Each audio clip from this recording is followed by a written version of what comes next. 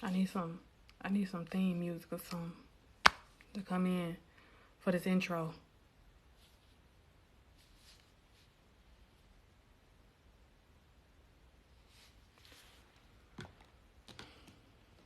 Where my moderators at?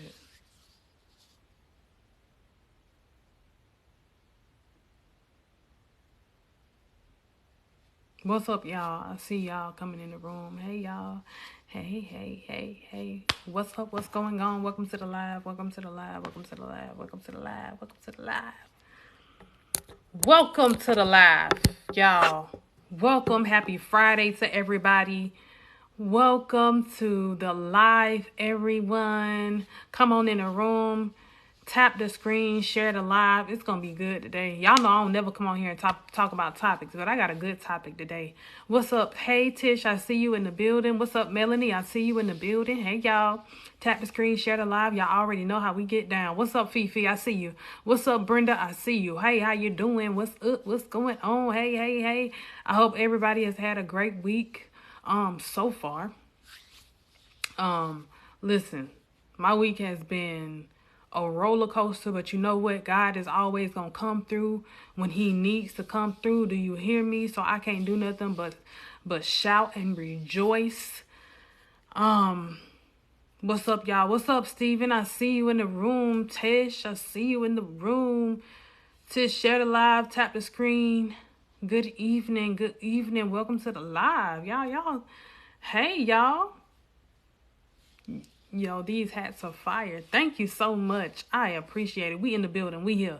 Y'all know now y'all know tonight gonna be real good. So I need for y'all to go ahead and get the momentum up in the room because I got a lot to say and I got a lot to talk about. I ain't seen y'all all week, so y'all already know that this live is about to be on fire. Do you hear me? This live right here is about to be on fire. Tap the screen, share the live. What's up, Denise? I see you. What's up? What's going on? Y'all, listen, let me tell y'all something. Just to give y'all a little quick synopsis. I got a lot of stuff on my chest today. So if you can imagine what's about to go down in this live, and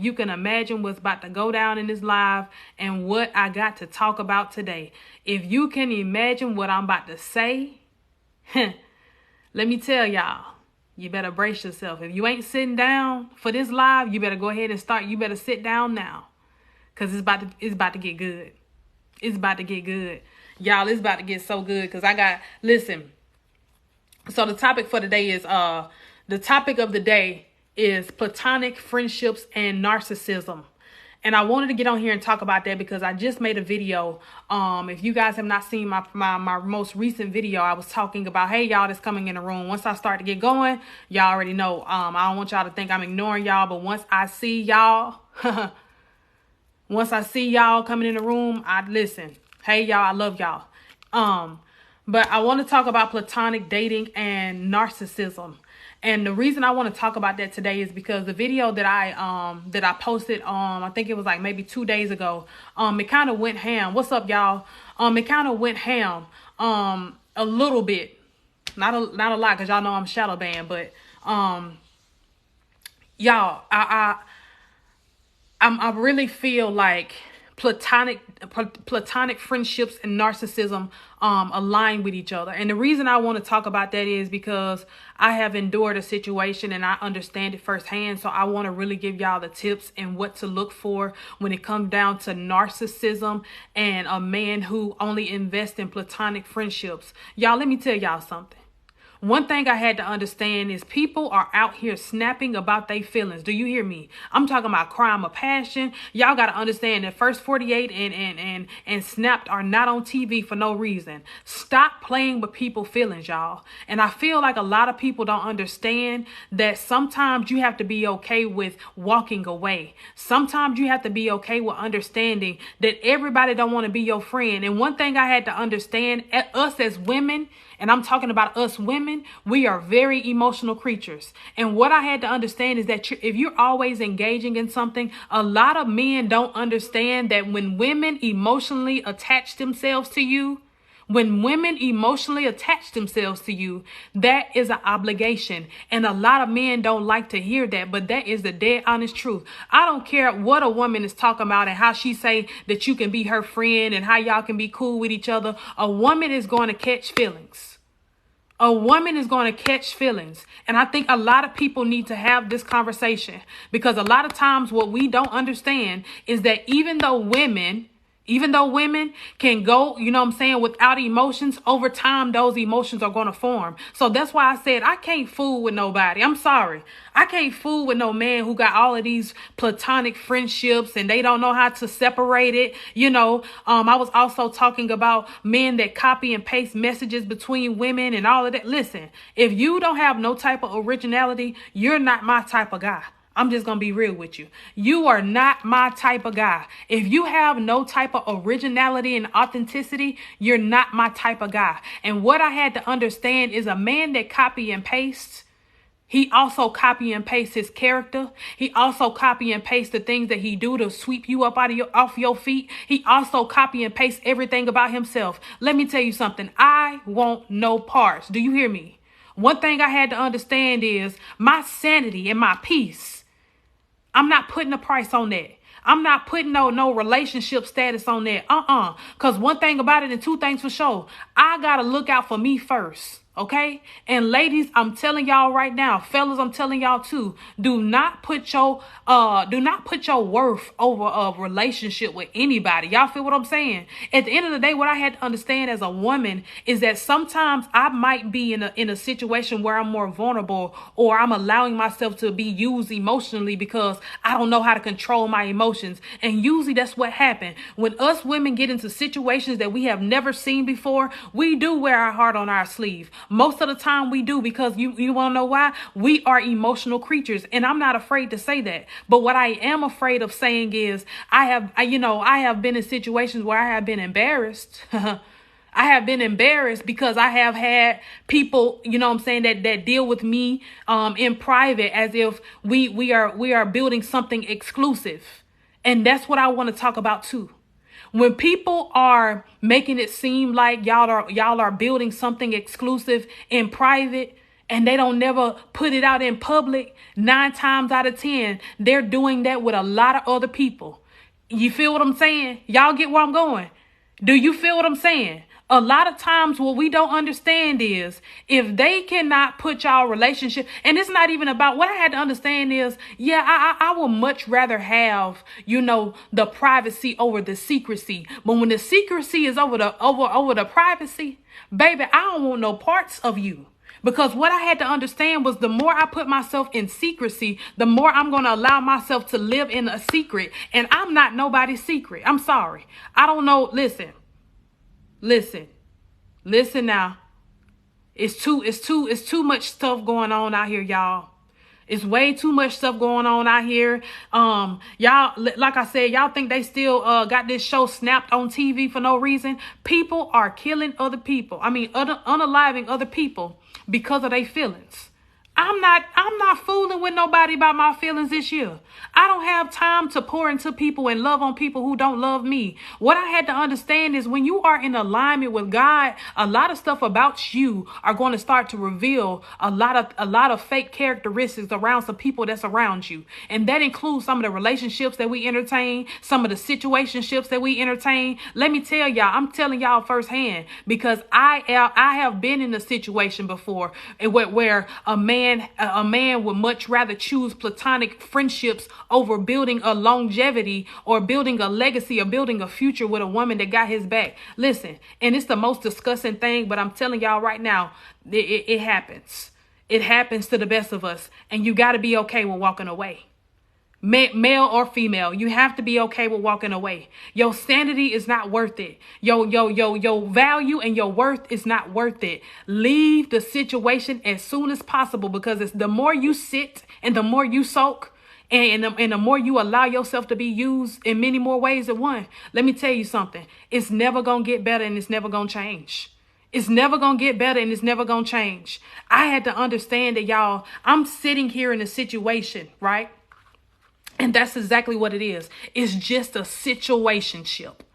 How many of y'all get tired of situationships?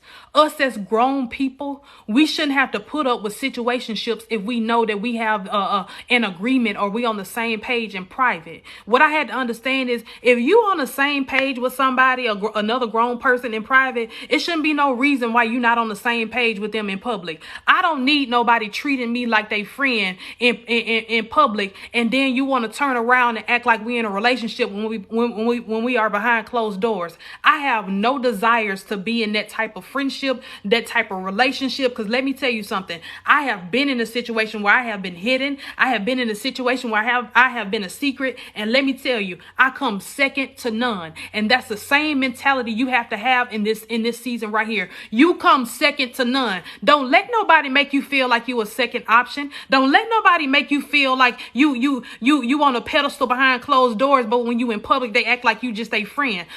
We ain't doing that this year. What I had to understand is the more I put myself in these situations, like a situation that I was in most recently, is that I had to understand that I have put myself in this situation because of something that I have allowed myself to be, which is an emotional being. And I'm not gonna beat myself up about being a woman, but what I will beat myself up about is overwhelming my stay.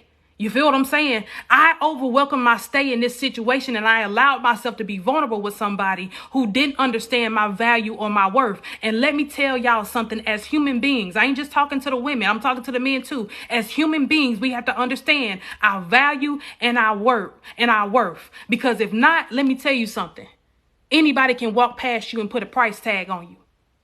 Anybody can tell you how much you're worth. But how much do you think that you're worth on the inside of you? How much do you feel like you're worth when it comes down to you being who you are? Let me tell you something. Don't let nobody break you down. Don't let nobody put no price tag on you, because you're priceless, and your value is unmatched, y'all. For real. Let me tell you something. Those platonic friendships, what a lot of men don't understand, and I'm not going to beat up on y'all men, but I'm going to tell y'all as a woman from what I see. A lot of men don't understand is that when you build these platonic relationships and friendships, you're also building that secret anticipation. A lot of women that have motives, they going to tell you they want to be around you, to be your friend, just to be close to you. You want to know why? Because they know that you already going to put them in the friend zone anyway. Do you feel what I'm saying? So now you're building up anticipation unknowingly, and now this woman is catching feelings for you. I don't care what a woman say to you. A woman can say anything, but I'm telling you right here, right now, a woman is eventually going to catch feelings for you if she's hanging around you. A lot of women catch emotions first. They catch feelings emotionally first. Then it's the physical. A lot of us don't understand that as humans, but let me tell you, a lot of us have put ourselves in these situations where we have become naive to the fact that women are more emotional than men. So whether she say she cool with being your friend or not, don't fall for that.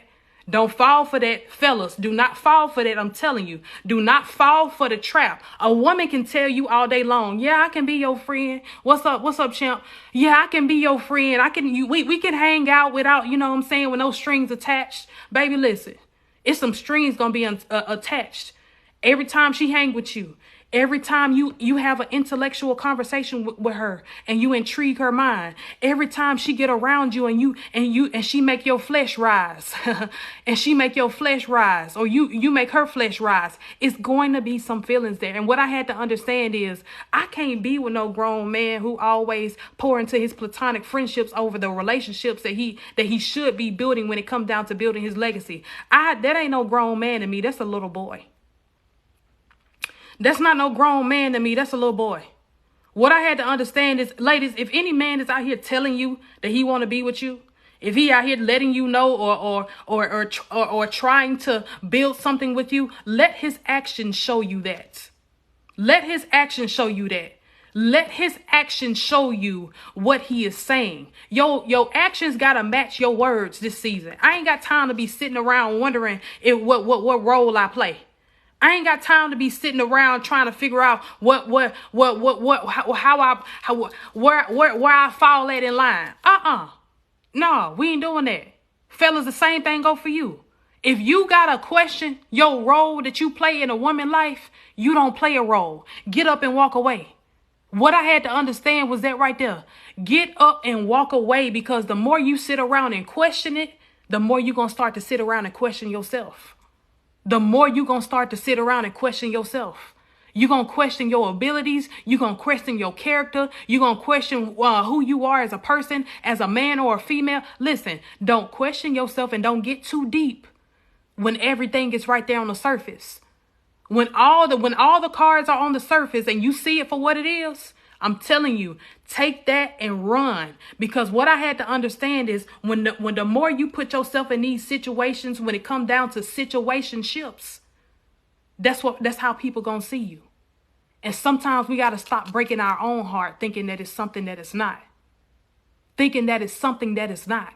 A lot of times we don't even understand that we put ourselves in situations because we want it to work, because we see the potential in other people. But let me tell you something. Some folks don't see their own potential, and you can't allow them to see their potential. If they don't see themselves as a husband, if they don't see themselves as a wife, they're not going to see it. And whether you explain it or not, what's up, Krista? Yeah, whether you explain it or not, it ain't nothing you can do about it. So save yourself the grace, save yourself the headache, the heartache, and all of that, and get up and walk away. I had a situation where, the words were assessing and adjusting, right? And the gentleman told me that he wanted to assess and adjust. He said, I need to assess and adjust. So let's start as friends. Let's start over as friends. Now, we had already been, romantically involved at this point. We've already been romantically involved. We talking about a future and all of that stuff. And then it goes from that to I got to assess and adjust. My thing is, let me tell you something. What better way to assess and adjust with somebody that you're building a life with? Let me tell y'all something. Don't let nobody tell you, oh, I got to go get myself together. I got to go get myself together. I gotta go get myself together, and then we go, let's work on the friendship first. After y'all already been romantically involved. Let me tell you something. That ain't the first time they done did that. That ain't the first time they done did that. You feel what I'm saying? That ain't the first time they done did that. That's where all those platonic relationships and friendships come from that's around him. If you, let me tell you something. If he got all these platonic friendships around him, 9 times out of 10, that's how they were birthed. They started off romantic first, but then they ended in a friendship. You want to know why? Because he had to put them in a friend zone in order for them to feel better about having a connection or relationship with him. I don't want nothing to do with that. I don't want nothing to do with that. I don't want nothing to do with that. Do you hear me? I don't want nothing to do with that. Baby, what I had to understand is as a woman, I had to learn how to assess and adjust that situation. Because the more I would have stayed there, the more the friendship would have prolonged and the more time I would have wasted. I don't have time to waste no more time. And I know y'all don't got time to waste no more time. So that's why I'm putting y'all up on game. Don't be sitting around wasting time with somebody who say they want to assess and adjust with you in their life, but they want to assess and adjust with you as a friend. As a grown woman and as a grown man, we grow every day. So if you're not assessing and adjusting with me in a relationship, we're not going to ever grow because a friendship is limited. But that's how you can tell a lot of grown folks play games. A friendship is limited. Okay? A friendship is limited. And what I mean by that is it's only certain conversations we should be having as friends. See, that's where the boundaries come in at. It's only certain conversations that we should be having as friends. You can never really get to know a person on a romantic level if you're in a friendship with them. But at the same time, you're trying to build a relationship with them. Now, granted, all relationships do start off as friends. It start off, if you they friend, it might start off better, whatever y'all be saying. But if you're romantically involved with them first and then it goes into a friendship, baby, you playing games and I'm not going to be sitting on the sideline waiting on you to make your decision because you got all these other options to choose from. You can choose from them other options while I go out here and do me, and I'm going to find somebody that's for me, and I'm going to find somebody that's only for me, and they're going to know, they're going to be sure about me. Don't be sitting around wasting your time. Don't be sitting around wasting your time. Ladies and gentlemen, don't be sitting around wasting your time. If anybody that has been romantically involved with you and it turned into a friendship, get up and walk away. Because you ain't doing nothing but showing them how much you worth. Like I said earlier, you ain't doing nothing but showing that person how much you worth. Listen, I ain't gonna ever put myself back in that situation. I ain't nobody option. You a whole wife and a husband out here. Who? I'm not nobody option. Baby, get somebody else to do it. I don't have time to be sitting around wondering, like I said, what role I play in your life. We either gonna be together or we not gonna be together. First of all, we living in our last days and I ain't got no more time to waste. They never looked at you as a friend if y'all was romantic first. Thank you. You never looked at me as a friend if we was romantic first. And that's what listen, let me tell y'all something. I had a situation where it started off strong, right? I'm talking about this thing started off so strong, y'all. I'm talking about it hit off. He swept me off my feet. I'm talking about the communication was on point despite what he had going on. I'm talking about this joker would call me at work. I'm talking about my call log will be covered with his name. And then after, a lot of stuff started to change. And now you got a problem with communication, and your excuse was you were neglecting my feelings. You wasn't neglecting my feelings. You was running away from commitment.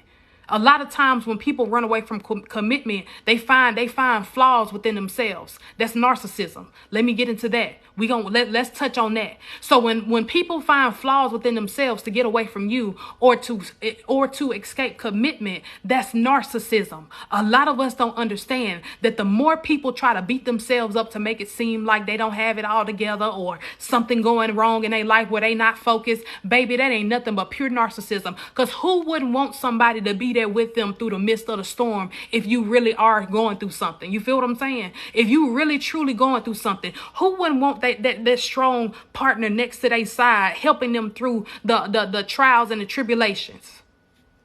Who?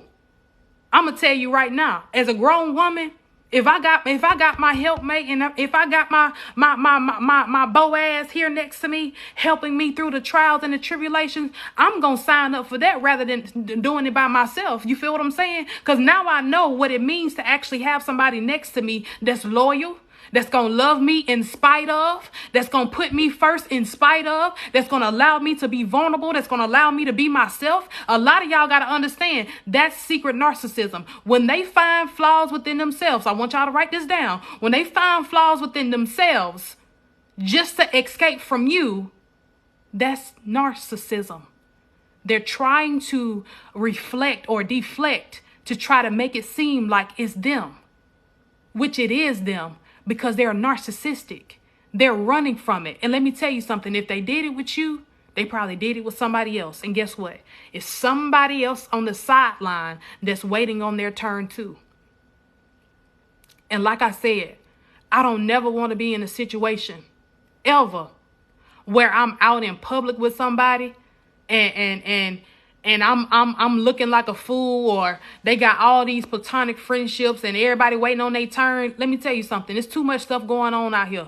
It's too much stuff going on out here for me to be crossed up in the line of fire for somebody else's decisions that they made. I don't have time for it. I don't want to sign up for it, and I'll never be that woman. What I had to understand is I'll never be somebody else's fool. Never. I will never be somebody else's fool. What I had to understand is that you have to learn how to be okay with walking away from situations that don't mean you well. I'm just going to be real with you. Walk away from it. You wasting time, you wasting energy, and 9 times out of 10, you're probably wasting money too. If I can get my money back, baby, I would. I ain't going to lie to you. If I can get my money back, listen, I wish I can call the bank right now and dispute some charges, but you know what? Everything happens for a reason. So going back to what I was saying, don't allow nobody to escape commitment when it's time for you to be in a position to hold somebody accountable. Let me tell y'all something. Most of the time, narcissistic people don't like to be held accountable. Most of the time, narcissistic people don't like to be held accountable. I'm just going to be real with you. Most of the time, narcissistic people don't like to be held accountable. You want to know why? Because first of all, they probably ain't never had it before. That's number one. Number two, they probably don't even know what accountability look like because they've always escaped from it. And number three, When you apply pressure to a grown person, when you apply pressure to a grown person and make them stand on everything that they say, they don't like that. A lot of narcissistic people and people that love platonic friendships, they don't like being held accountable. You want to know why? Because the people around them are condoning them in a slight way. And what I mean by that is, you have people waiting on the sideline to get their turn with them. That's condoning their behavior. What I had to understand is, if they got a whole all-star team in a lineup, baby, they got a whole all-star team in a lineup. They got a whole all-star team in a lineup. So that is somebody condoning their behavior. I'll never put myself in that situation again. I ain't trying to be, listen, I'm not trying to be on nobody's sideline, on nobody's roster, on nobody nothing. If I'm not the main character of the show, baby, listen, the show is canceled. Don't even worry about it. Don't even buy no tickets, because we ain't having no show. It's over with. It's over with. Know your worth, man. I don't know what other way to put it. I don't know how simple to put it. Know your worth. If somebody is putting you in the friend zone after they have been romantically involved with you, let me tell you something. That's where you gonna stay. That's where you gonna stay. Don't try to convince yourself that it's gonna work out, it's gonna get better. None of that. It's not gonna get better, because when they put you in that situation and when they put you in that role, that's where they wanted you to be. Let me tell you something. When grown people know who they want and know what they want, they're going to fight for it to the end. Do you hear me? Grown, mature people going to fight for what they want. They're going to fight for who they want. Don't let nobody tell you that a friendship has to be molded after being romantically involved with them. That's a lie. That is a lie. That is a pure lie. Don't let nobody lie to you. Don't let nobody lie to you. Don't let nobody lie to you. What I had to understand is, I had to convince myself to understand that I wasn't going crazy. I wasn't going crazy. It was just the lies that was being told, which formulated me into thinking that it was something wrong with me. This joker said, "You like drama."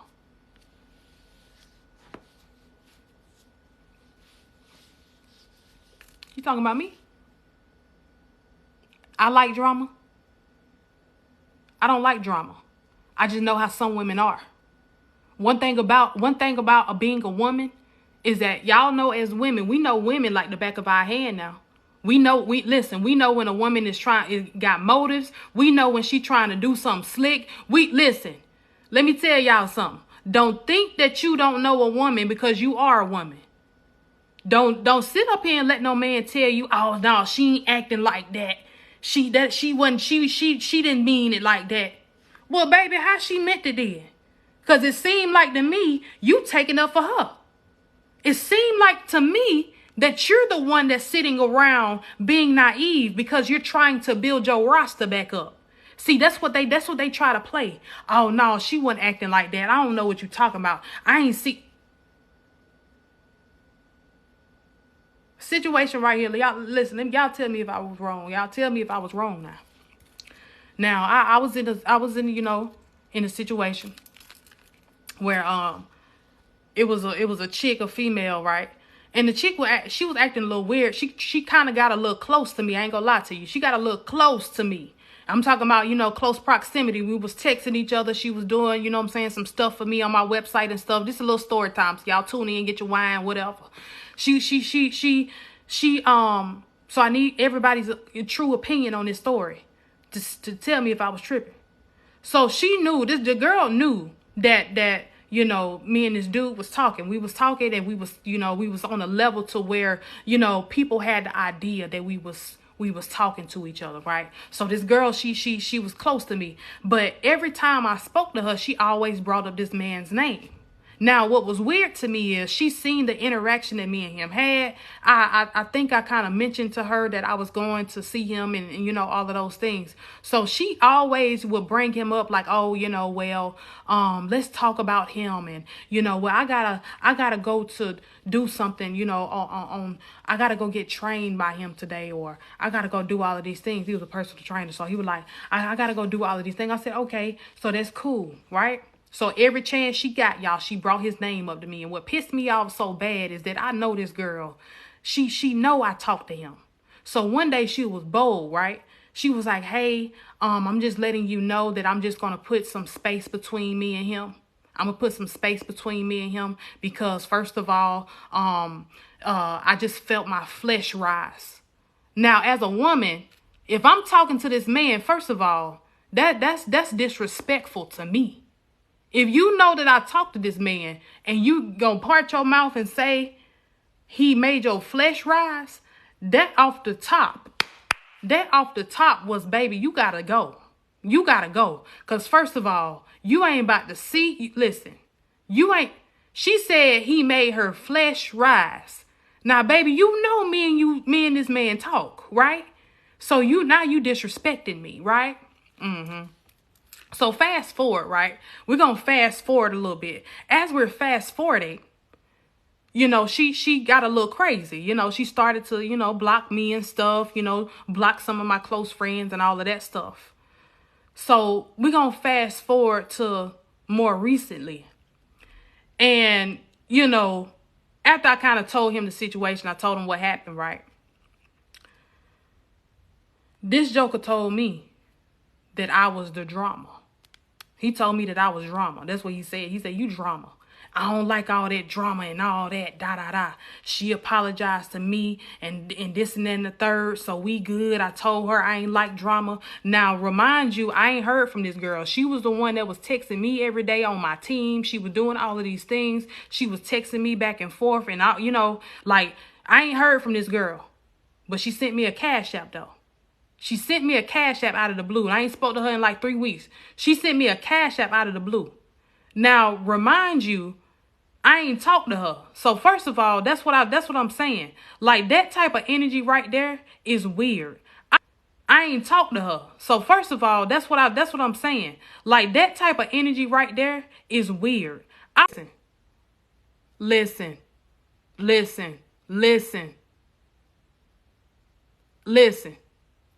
I don't care what nobody say.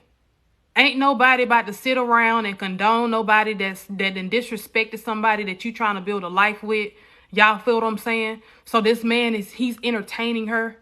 So my thing was, if you're entertaining her, then that means that ain't no telling who else you're entertaining. Because first of all, for you to say that I'm drama and you don't even know what type of motive she had when it came down to me, this girl was talking to me every day. Do you hear me? Texting me every day. She was talking to me, texting me every day on my team, almost damn near, almost on payroll. Almost on payroll, but she ain't make it that far. Thank God.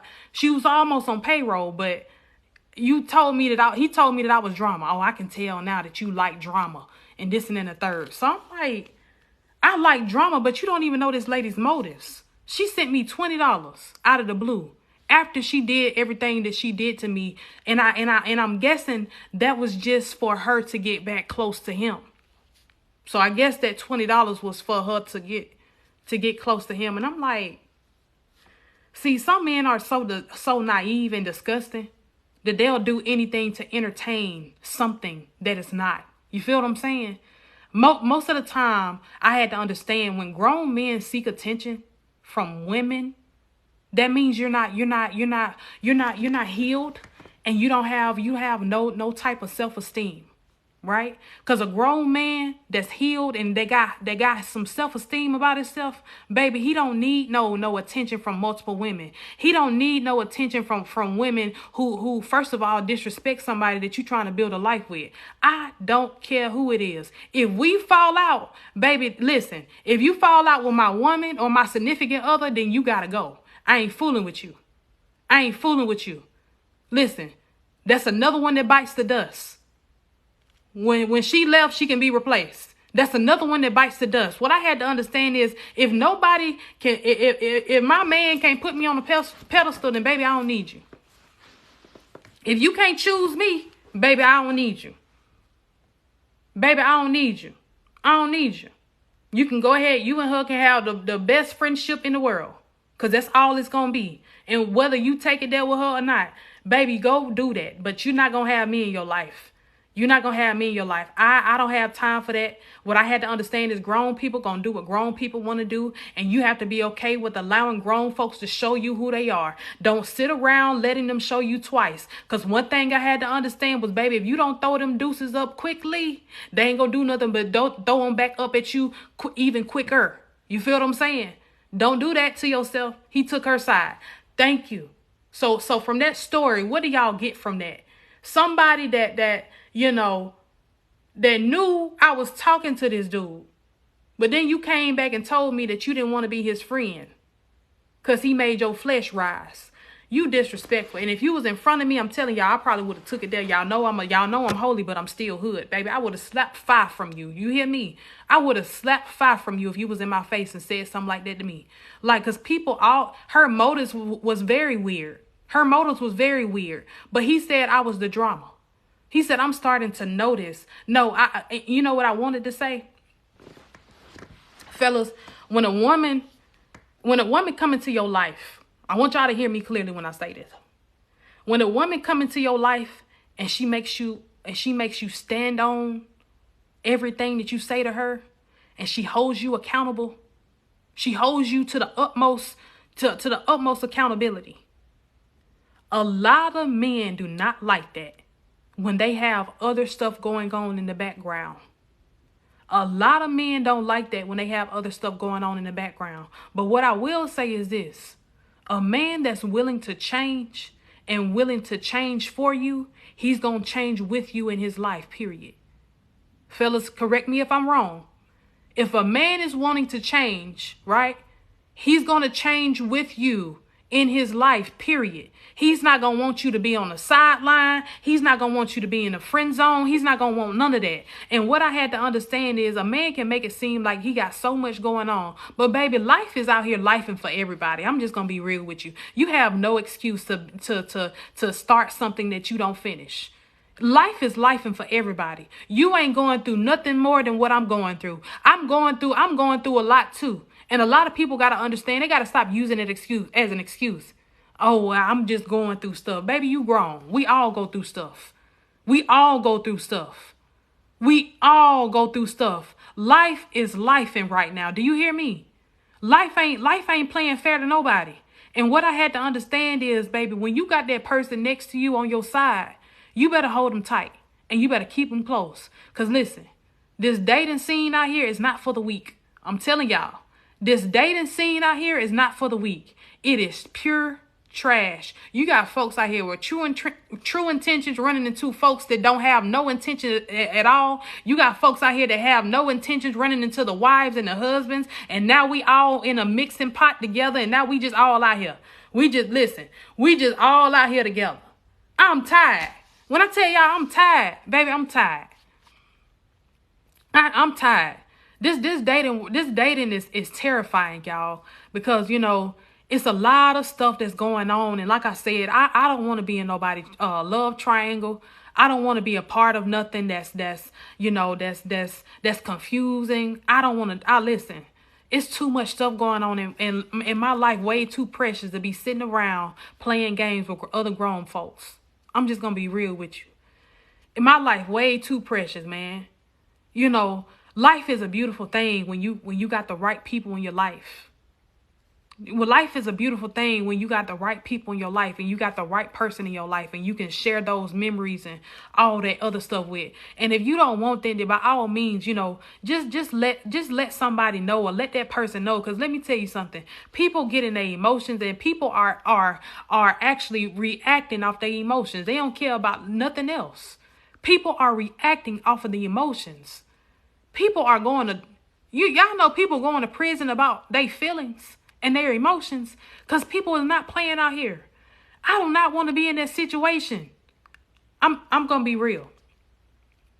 One thing that I fear as a woman is that I have a fear of being in a situation or a relationship with somebody who's not 100% truthful. And at that point, you put in my life at danger. You put in my life at danger because you got all of these platonic friendships and you got all of these people out here that you talking to and all of these things. Listen, I just can't do it. I would much rather just be single, stay to myself, and just play it safe because I don't have time and I have a family to come home to.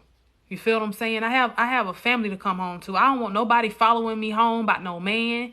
I don't want nobody following me about something I ain't know about. Listen, I don't want no problems. I don't want no problems.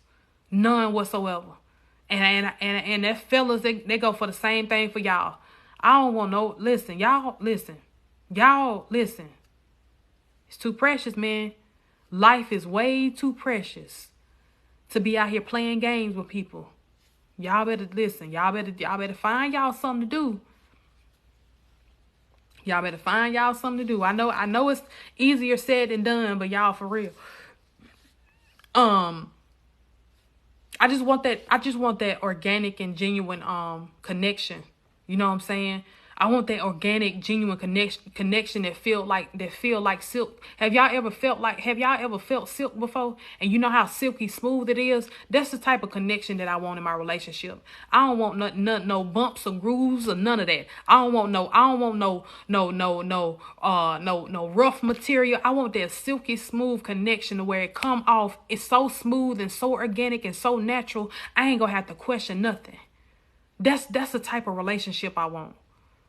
And even when you do background checks on people, listen, you can do a background check on anybody, but if they ain't got no record, they can still be crazy. Let me say that again. You can do a background check on anybody, but baby, if they ain't got no record, they can still be crazy. So that mean that they're untraceable crazy. I ain't got time for that either. I don't want to take my chances on that. I don't want to take my chance. Listen, I don't want to take my chances on that. You can be off record and still be crazy. For real. Or get it expunged. You feel what I'm saying? Listen. Let me tell y'all something. Love yourself enough to understand. Love yourself enough to know when it's time to go. That's what my girl Nat said. Love yourself enough to know when it's time to go. And y'all listen. My season of playing around has run its course. I ain't trying to play with nobody's son. I ain't got time to be out here trying to fight for nobody heart, baby. We too old for that. You got me hollering. I'm dead serious, y'all. I'm just having a transparent conversation with y'all because I'm scared. I ain't gonna lie. I'm scared. And let me tell y'all something. A lot of times people always say, like I'm going back to the narcissistic conversation. A lot of narcissistic people always say, oh, you trying to sabotage what we got going on because you always asking questions. No, baby, I'm not trying to sabotage nothing that we got going on. I'm trying to make sure what we got going on is solid. That's why I'm asking the questions. What you don't understand is somebody that's healed, we gonna ask a lot of questions because we ain't trying to go down the same road. And a lot of times the reason why we ask questions because we trying to see how you gonna answer just to see if we got to go ahead and walk away. You feel what I'm saying? I ain't got time for that. Baby, I'm going to ask what questions I need to ask. And I'm going to be paying attention to your body language too. As you're asking the question. Because I can tell when somebody is lying. Y'all feel what I'm saying? We grown. We done been through hell and high waters. We done been through the trials and the tribulations. We already know what to look for. One thing I had to understand is I'm not signing up for nothing I've already aced. If I aced the test the first time, I don't need to ace it again. I already know what that look like. I already studied that material and aced that test. I'm not doing that no more. Y'all tap the screen, share the live. We're about to go up. Y'all listen. For real. Now, listen. What scares me is that we have so many people out here that play innocent, but their motives are hidden. Let me say that again. What scares me is that we have so many people out here that play innocent, they play innocent.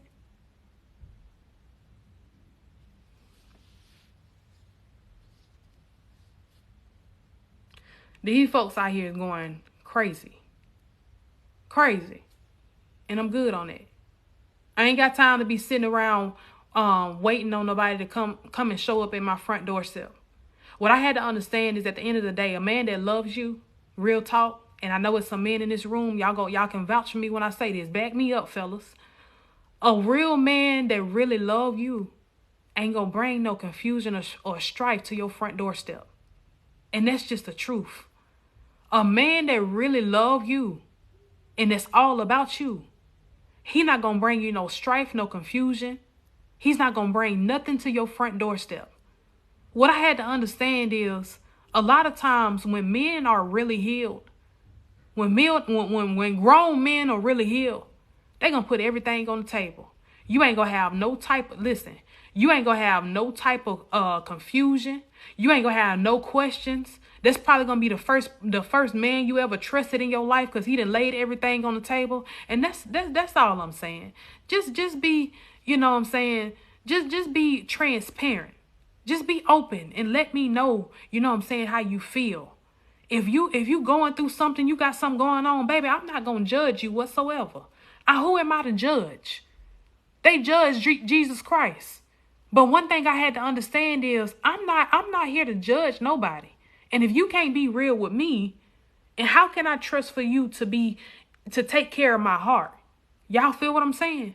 If you can't tell me the truth out the gate from day one, without you even knowing who I am, without you just, you know what I'm saying? And I know we all done been through some stuff. But if you're so worried about people judging you, don't put yourself in a position or don't put yourself around people that are looking for something that you might not be looking for. So a lot of times, so what I mean by that is you got some boyfriends out here that's bargaining for a wife, but they not ready because they ain't even mastered being a boyfriend yet. They ain't even mastered being a boyfriend yet, but they out here looking for a wife. How you gonna find a wife and you ain't even mastered the boyfriend role yet? You don't even know how to communicate. You don't even know how to tell the truth. What I had to understand, my ex, let me tell y'all something. This joker lied to me.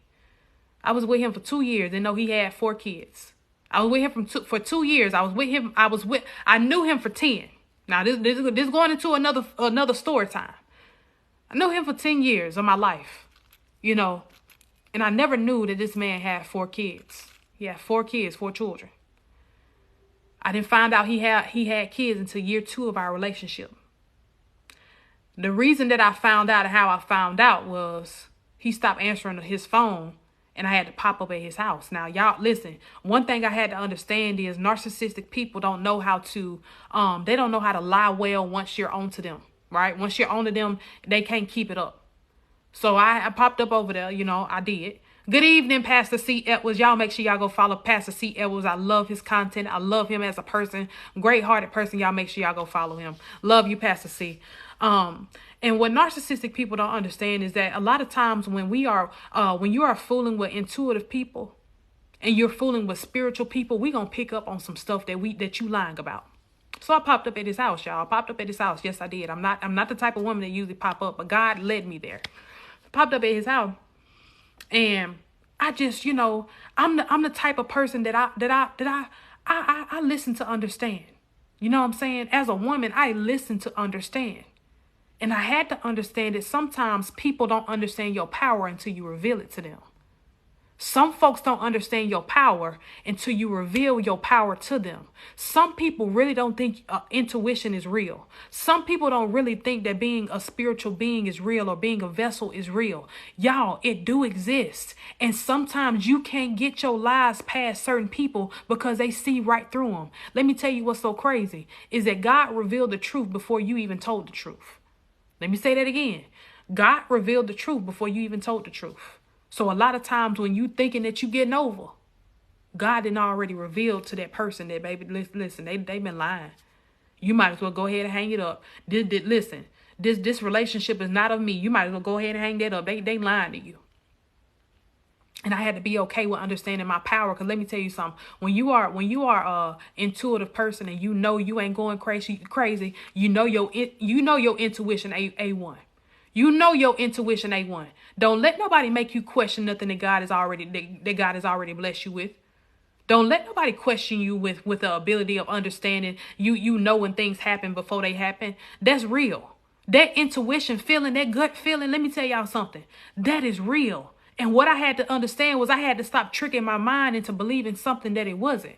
I was diving deep into situations after it was already revealed to me what type of person they was. That was just me being vulnerable. That was just me being an understanding person, and that's all right. But like I said, once you pass the test, you ain't gotta ace it again. Once you pass the test, you ain't gotta ace it again. You already passed that test. Don't go take that test again. You already did it. Just like some of y'all going to high school and getting that same diploma that you already graduated high school with. What you going back for? You already know what it looked like. You already see the dead end before it happened. You already got the intuition. Your discernment is top tier. What are you going back and taking that test for? It already happened already. You done seen it happen already. What I had to understand is I got to stop going back and backtracking on the things that I have been blessed with already. My intuition and my discernment is something that I prayed and asked God for. I ain't going back on that. Not me. So back to the story time. So yeah, y'all. So he had 4 children. Didn't even know he had 4 children. Now, remind you, I have been knowing him for 10 years of my life. Now, y'all probably like, you crazy or whatever. But listen, as an 18-year-old female, I wasn't really worrying about no man with no kids. At 18, baby, I was being hot. I wasn't worrying about no kids. But as time progressed, we built a friendship, and he still did not tell me. So at this point, we're in a relationship 2 years in, and you tell me you got 4 kids. Not only that,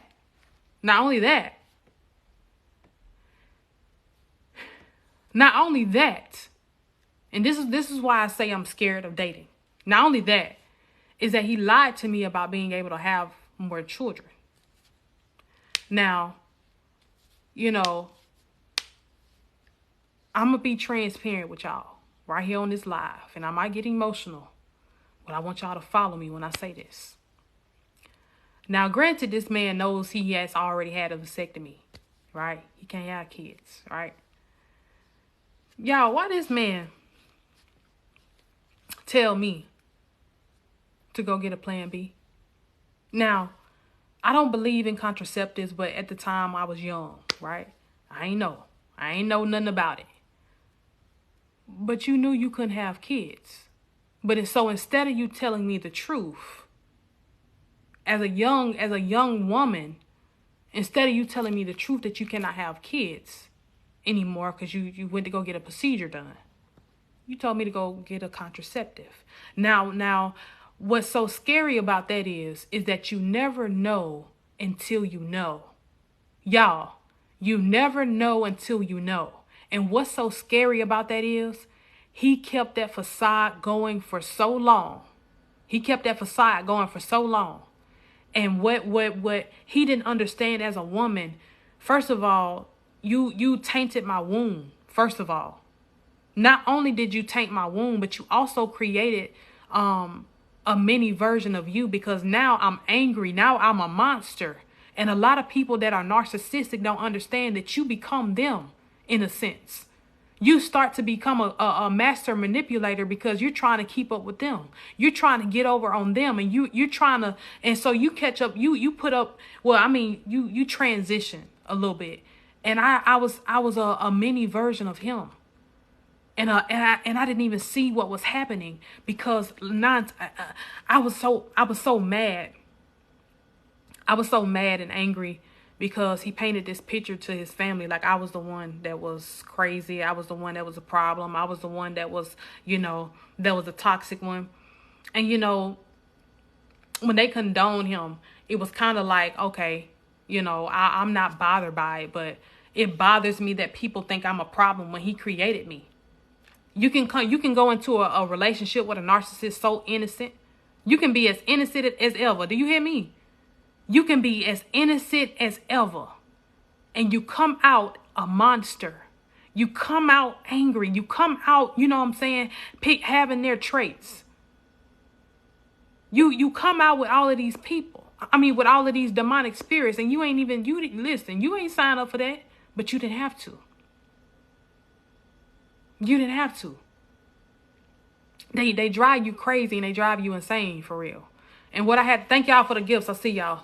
And what I ain't understand is when they drive you crazy and insane, you start to question yourself and your abilities of being a woman or a man. You know what I'm saying? Like you know you have all the qualities to be a great wife and a great husband. You know you have all of these qualities. But after you deal with a narcissistic person, y'all, it took me 2 years to heal from that relationship. Almost 2.5. 4 years together. Almost 4 years together. But it took me 2.5 years to heal from it.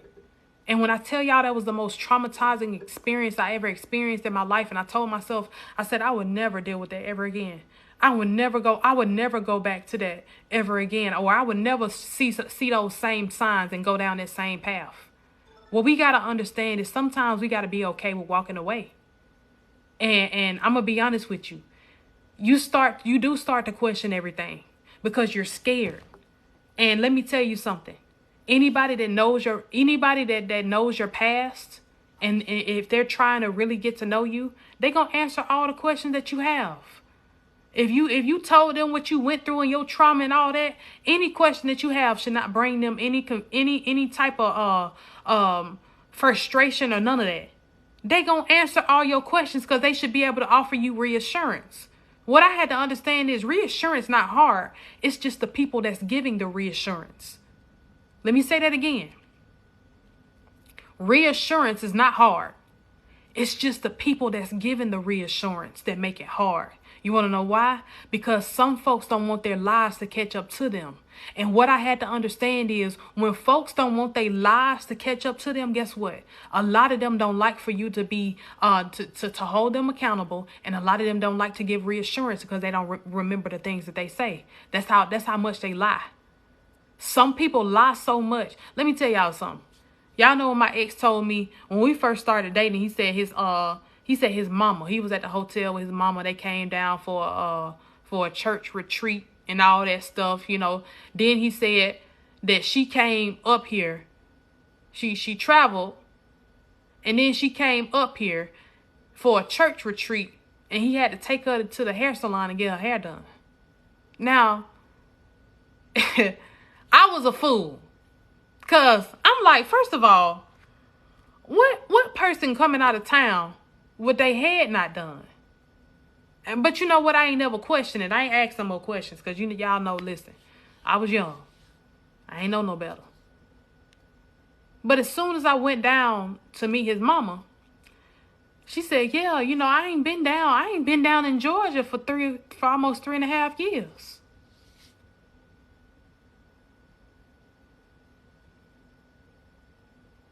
But I thought you said she went on a church retreat. And I thought you said you took her to the hair salon. Y'all, he was just acting normal. Like he was just acting normal because he couldn't keep up with the lie. He had told so many lies, he couldn't keep up with it. But see, one thing I had to understand is that when you are dealing with a narcissistic person that's a liar, I'm talking about a habitual liar, you download everything that they say in your head. For real. Y'all correct me if I'm wrong. When you're dealing with a narcissistic person, that tells so many lies and they become a habitual liar, you download everything that they said. Because I already know it wasn't going to do nothing but catch up to you. You sit up there talking about your daughter was hiding in the closet when I popped up at your house. Baby, that wasn't your daughter. Because let me tell you something. If your daughter, and y'all correct me if I'm wrong, because y'all know y'all kids. If somebody pop up at your house and it's just you and your child there, right? Your child live, out of town, or they don't never get to see their parent or whatever. If your child hear you screaming or hear you, scuffling with somebody, you don't think they're going to come out the back? Right. Your child is going to come out the back and see what's going on. He up there talking about that was my daughter in the closet. Baby, the police officer said there was a grown woman in the closet. There was a grown woman in the closet. You lying. You lying. That wasn't your child. But see, that's the type of stuff that I'm saying. Like, you're not going to sit around and tell me nothing that I don't know already. I already dealt with this. Y'all, when I tell y'all I went through the pain, I went through the trauma. I went through some things that kids are nosy. Very much. I done went through the pain, I done went through the trauma. And I tell y'all all the time, I don't want to deal with that no more. I don't want to deal with that no more. I don't want to be nobody's sideline chick. I don't want to be nobody, you know what I'm saying, on the sidelines. I'm tired. I'm all dried up. I'm dried out. Like, I ain't got nothing left. And, I feel bad. Well, no, I don't feel bad, because I know that God is going to bring me somebody that's going to be for me, specifically for me. And I got to be okay with understanding that I might not think that I'm ready, but when God, allows it to happen, it's going to happen on time. Y'all feel what I'm saying? So it's just like, it's going to happen for you. So everybody that each and every one of y'all that have dealt with a narcissistic person, you understand what I'm saying. And I'm going to be honest, I'm tired of the counterfeit version of my person. Y'all, I done ran into so many counterfeit versions. And y'all know what they say. You always got to get the counterfeit version before you get the true version of who you belong with. And I'm tired of unequally yoked relationships. I'm tired of me sitting around being just put to the side. Y'all know what I'm saying? Like, I'm tired of that. I ain't got no more energy. Like, this last situation, let me tell you something. I'm gonna be real with you. He talked a good game. And I think that's what messed me up, because his game was so smooth. But I had to realize that a person that got platonic friendships and stuff, he talk a good game to everybody. Y'all know, ladies, tell me if I'm wrong. I can't stand no man who copy and paste text messages. A grown man. You copying and pasting text messages, baby, listen. Don't copy and paste nothing to me that you send it to your homegirls and your friends and whoever else you sending it to. Don't copy and paste nothing. Because what some men don't understand is when you put your friendships in the same boat as your relationships, you feel what I'm saying? When you put your friendships in the same boat as your relationship, you making those women feel like they equally on the same level as the woman that you with, and vice versa.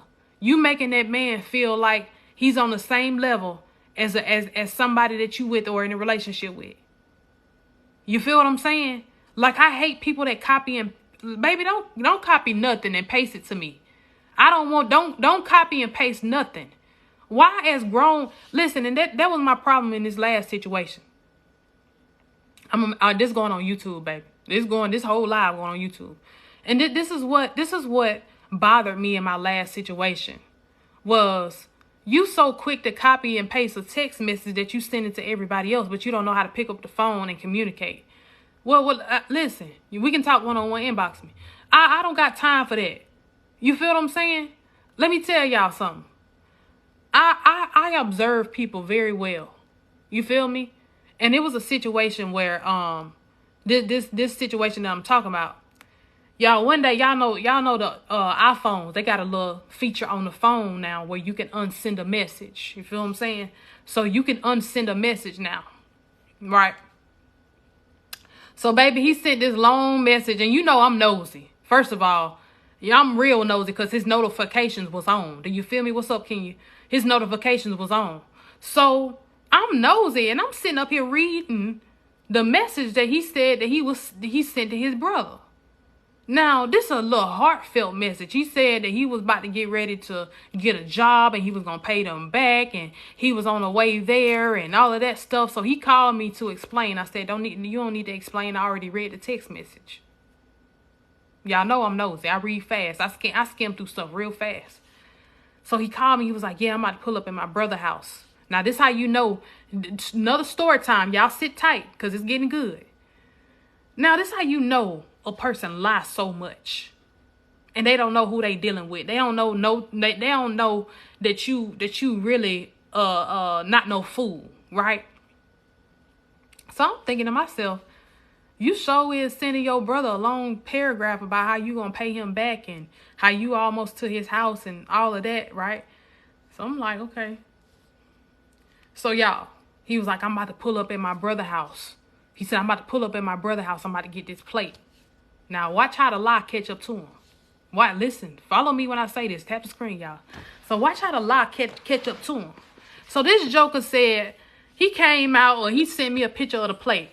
Now, I know what it... Now, you got some men out here that can throw down. You do. But I know when a woman cooks something. You feel what I'm saying? It just got a woman touch on it. You feel what I'm saying? It just got a woman's touch. A woman can put a plate together and make it look so good. You feel what I'm saying? A woman can put something on a plate and make it look so good. So I know it was a woman that gave him the plate. Now check this out. This how the lie caught up with him. Y'all follow me. Listen now. This how you know. This how you know you that chick. This how you ladies. This how you know you that chick now. Listen. This how the watch how the lie follow up with him. Now he sent me a picture of the plate, and you know, I register everything in my head. Because first of all, I ain't no fool. Because I know that was a woman. And I know that text message that you said you were sending to your brother, you sent that to your homegirl. Right? You sent that to your homegirl because you and your homegirl got a platonic friendship that you probably didn't slept with her before. But I'm going to let you go ahead and have that homegirl thing. Because watch this. So that following week, it was Super Bowl. That following week, it was Super Bowl. He didn't live in... Me and him don't live in the same state. That following week, it was a Super Bowl weekend, right? So y'all know me. I'm a PI a little bit. I'm a PI. You know, you can't fool me, baby. I'm too listen. So y'all, he's sitting up here he watching the game, right? But he on the screen. And he on the game, and he said he at his homegirl house. I mean, not yeah. And he said he at his homegirl house. Now the video showed the same strawberries that was on the plate that you had last week. The same exact berries. And also, guess what was in the background too?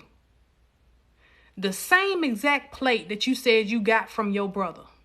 Now, the way that I was looking at this was, I was like, you know what? I said, I'm going to let him slide on this one. But I shouldn't have let him slide. Because first of all, you lied. Because first of all, like I said, the text message that you sent was a heartfelt message. So you sent that to a woman. And first of all, that was disrespect number one. So y'all, when I went back and I looked back at the picture that he sent me, that he said that his brother made him a plate, made him a breakfast plate with the cheese, eggs, and the strawberries cut up on the side. It even had the little listen, this is how you know a woman cooked it. It had the little canister, the sauce little thing that had the little cap on it. You know how you take from the to-go restaurants, and then it had the little sausages cut up. It was a beautiful plate. Listen. The Super Bowl, he went back over there to his homegirl house. She had the same plates and the same berries that was on that plate. No, baby, that ain't no coincidence. That you just a liar. You got caught. You just a liar. You just a liar. Now what? Listen, out of all the paper plates in the world, ain't no coincidence that folks be buying the same paper plates. Some folks get their paper plates from Dollar Tree. Some folks get their paper plates from Walmart. Some folks get their paper plates from Sam's Club. Some folks get their... Ain't everybody listen. It ain't no... Listen. He was big lying. You lying. I started to ask him, did you pay your homegirl back her money yet? Because you sent that text message, and it was a heartfelt. It was so beautiful. I had got right in the middle, and he had unsent it. And I was so mad because I was like, dang, I should have screenshotted that. It was getting so good. I was almost at the bottom. I was almost at the bottom of the page. And I was like, you know what? I was like, I should have screenshotted that because he was saying some heartfelt stuff for him to be talking to his brother. Now, if you was talking to your brother, then I would have had to look at you a certain type of way because, baby, that's a real heartfelt message right there. You real heartfelt, for real. Dead serious. And what I had to understand was you can always catch a liar in a lie if you just sit back and watch and sit back and observe. Oh yeah, he unsent it. Cause he realized that he was texting me. And y'all know when y'all make the mistake and you send something to somebody and you gotta play it off like, oh yeah, I was sending it to my brother. My bad. I was texting you and he said I was texting you and my mama and my brother at the same time. I'm about to pull up over here and get this plate because I told him I'm hungry and da. And I'm like, okay. Listen, you can always catch a liar in a lie if you just sit back and observe. This go for ladies and gentlemen. Sit back and watch. Sit back and listen. Observe before you speak. I know sometimes your blood be boiling and you be wanting to snap. But just let it play out. Just let it play out. Let it play out so it can work in your favor. That's one thing I had to understand. Let it play out so it can work in your favor. Because at the very end of the day, let me tell you something. What people don't understand is you can catch a liar in a lie without you having to do too much, without you having to say too much, because it's always going to be revealed on time. And let me tell you something, it's going to come back full circle. What I had to understand is people that know they doing you wrong and treating you wrong, baby, karma is always going to circle the block. So whether you know you lying to me or not, or you think you playing me or not, baby, that karma going to come around and circle the block. Please understand that. A lot of people don't understand that you got to be careful with how you treat people. Be careful with how you do people. Be careful with about the conversations that other people don't hear, because you never know when you're putting your mouth on God's child now. You never know when you're putting your mouth on God's child. And what I had to understand was I had to learn how to stop chasing people who didn't want to be chased. And y'all listen to me when I say this. I'm not about to be calling you back to back. I'm not about to be texting you back to back. Let me tell you something. It would be an honor and a privilege for any one of y'all in this live to be conversing with anybody or on their phone or texting them or entertaining them. It would be a privilege. Don't let nobody make you feel like you got to chase them to get their attention. Baby, listen. One thing about it and two things for sure. After dealing with my narcissistic person, I can turn my emotions on and off like a light switch. And that might be toxic to some people, but that's safe for me. Because what I had to understand is I have to learn how to turn my emotions off when I feel like it's not going anywhere. Because the more I allow my emotions to stay on, the more vulnerable I get with that person, and the more I continue to let my wall down just for them to hurt me again. And I ain't got time for that no more. I really don't. I don't have no time for no hurt. I don't want to be hurt. I don't want to be lied to. I don't want none of that. I just had to learn how to turn my emotions off and just let it be what it is. And what I mean by that is, when I say turn my emotions off, I know how to turn my emotions off to the point where they won't ever hear from me or see me again. They won't ever hear from me and see me ever again. That's what I mean by turning your emotions off. You won't ever hear from me or see me ever again. I will fall off the face of the earth and act like you never existed. I ain't even gonna lie to you. Because what I had to understand, the more I put myself in situations where this cycle keeps going, the cycle ain't gonna do nothing but keep going, and it's never gonna break. What I had to understand is, I'm gonna be honest with y'all. I just blocked my ex maybe about, matter of fact, I remember the day. This is the date that after my 2 years of healing, I still had him in my phone. He still had access to me. But when I finally realized, I was like, let me just block his number. Because now you texting me out of the blue and you feel like you can call me and stuff. Baby, I don't want to talk to you. We ain't got nothing to talk about. That's how you know you fully healed, when you can turn it off. At any given time, taking your attention away is kryptonite. Yeah, walk right past you and look through you. You feel what I'm saying? I ain't got time for that.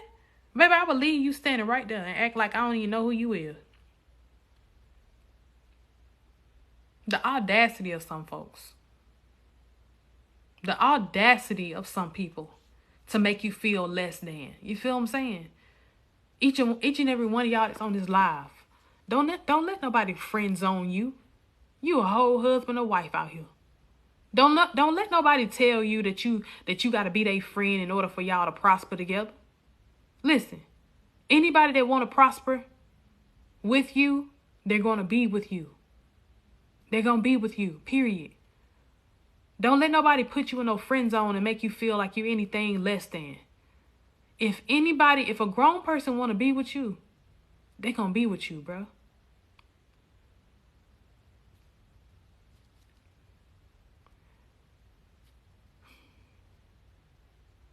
And what I had to understand was that right there. If they wanted to, they would. I just got so exhausted. As a woman, I'm exhausted, y'all. And the reason that I'm exhausted is because it's like you find your worth, but it's like you question it all over again. When you deal with questionable people, you can find your worth all day long and you can be on a pedestal, but then it's kind of like you back to square one. You back at square one. Because now you feel alone. Now you feel like you ain't got nowhere else to turn. Now you feel like, dang, now I gotta start back over. Now I gotta start back over. Now I gotta put the pieces back together again. Y'all, I'm exhausted. I gotta put the pieces back together again. Come on now. You like, why? Gotta put the pieces back together again, man. Now I gotta start over again. I'm tired. Y'all, when I tell y'all, real talk. Nah, I ain't broken. But I will say I'm scared all over again. I'm scared all over again to date again, y'all. Like, I really just don't want to date nobody. Like, I really just want to be by myself.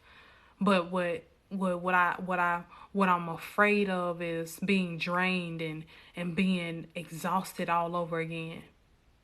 I don't want that no more. I don't want to be drained and exhausted all over again. I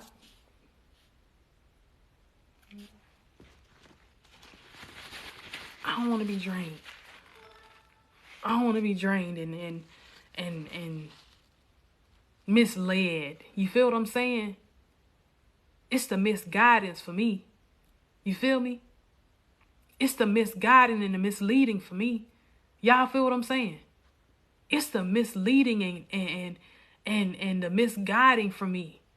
I don't understand how grown folks be misguiding you, but also call you crazy when you're being misguided by the way that you react. And that's how I knew I was dealing with a narcissistic person. Because not only did they always run away from me when things got hot. When things got hot and everything, you know what I'm saying, they started to be held accountable. Let me tell you something. They started to run. Even in this last situation. This joker run from the fact that who I am. You know what I'm saying? You're running from me because if you wasn't running from me, you wouldn't be in this situation where I gotta always talk to you. One thing I'm not gonna do is keep on talking to no grown man. I'm not about to keep on talking to no grown man. If you grown, we should have a conversation about our issues one time. And there should be some adjustments from there on. After that, baby, you ain't gonna hear from me no more. You ain't gonna hear from me no more. That's the quickest way for me to get me out of your life. I'm just gonna be real with you. If I gotta repeat myself to you, twice, 3 times, 4 times, baby, you ain't gonna ever hear from me again. I'm just gonna be real with you. Some folks really think it's sweet, but you really gotta show them better than you can tell them. Blocked. Baby, you're blocked. I don't want to talk to you. Don't call me. Don't text me. I had one dude hit up my brothers and sisters. I had one dude, he was scared. I had one dude, I blocked him from everything. You can't even contact me. Don't contact me. Don't do none of that. Yeah, he hit up my brothers and sisters, professing his love, just to turn out to be the same, just like everybody else. You doing all this extra stuff, hitting my family up, all professing your love and all this, just to turn out to be trash. I ain't got time. That's the type of stuff I'm talking about. Like, I don't want to deal with that type of stuff, man. Like, I'm asleep. Like, seriously.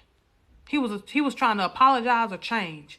I guess he was trying to apologize to them, like, oh, tell her I'm sorry and I really love her and this and the third. Baby, love don't mean nothing these days if you ain't showing it.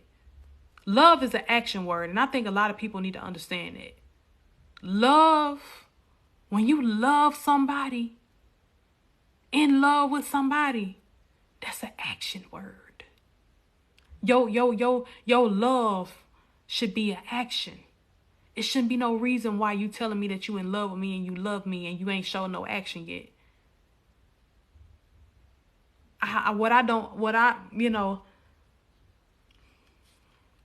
I never understood why people start off strong just to end up weak. Y'all feel what I'm saying?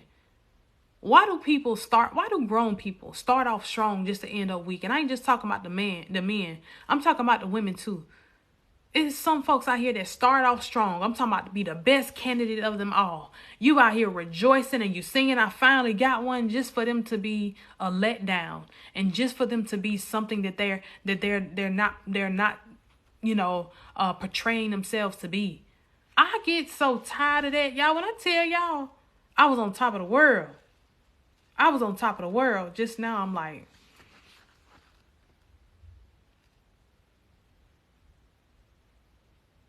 now we doing a SpongeBob stare. Cause what is we doing? I'm not about to be your friend, but you. And what killed me with some narcissistic people is that after they do you wrong, they expect for you to still be loyal to them. After they do you wrong, baby, these narcissistic folks still expect for you to be loyal to them. You know what that man told me? Oh, well, I just feel like I should be, you still should be loyal to me. If we got this friendship, you should be loyal to me. Baby, I'm not loyal to I ain't loyal to you, who you ended up being. I was loyal to the person that I thought that I was with. Once that person revealed and the mask came off, the loyalty died with the relationship. You feel what I'm saying? The loyalty that I had for you went away. That's the word I'm going to use. Went away when the relationship ended. I'm no longer loyal to the person that I found out that you was. I ain't about to be sitting around being loyal to somebody who wasn't loyal to me. You out here cheating and lying and stealing and stealing my time and using me up, but you still want me to be loyal to you? Oh, absolutely not. I owe you no loyalty. I don't even know who you is. What I had to understand is once you walk away from that side of the narcissism, you will understand that a lot of stuff about your relationship everything about it was false. They ain't mean nothing that they said, because they was out here feeding they probably was feeding y'all. When I went through my ex phone, this man had 7 other relationships. I stopped counting at 7. And yes, I said relationships. This man had women sending him hundreds of dollars, professing their love to him and all of that. Y'all, this man, I stopped counting at 7. That's how many, I stopped counting at 7. Y'all heard what I said? I stopped counting at 7. He probably had more than that. How often did you get to see him? Almost every day. He worked 2 minutes from my house. Almost every day. He came and stayed with me almost every day. So my thing is, when do you have the time? When you dealing with a narcissistic person and you find out a lot of stuff about them and their other relationships, you be thinking to yourself, well, dang, when did you have time? Am I really that sleepy?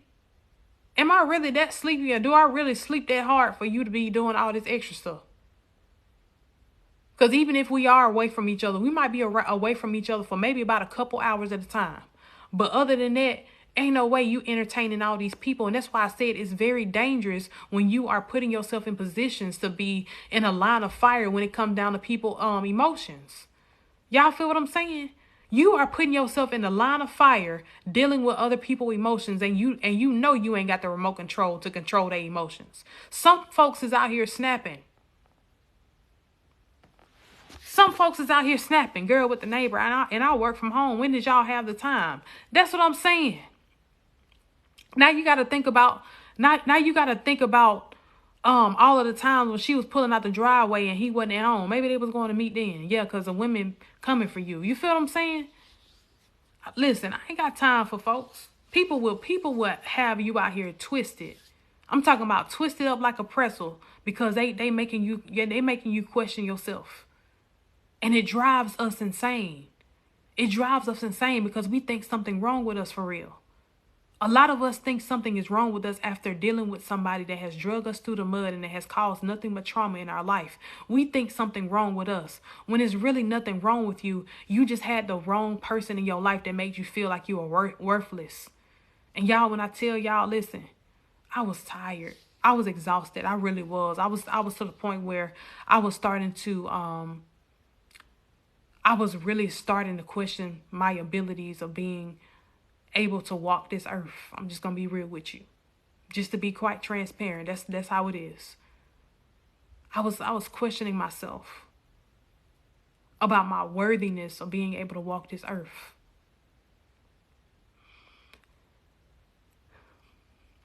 And after dealing with that,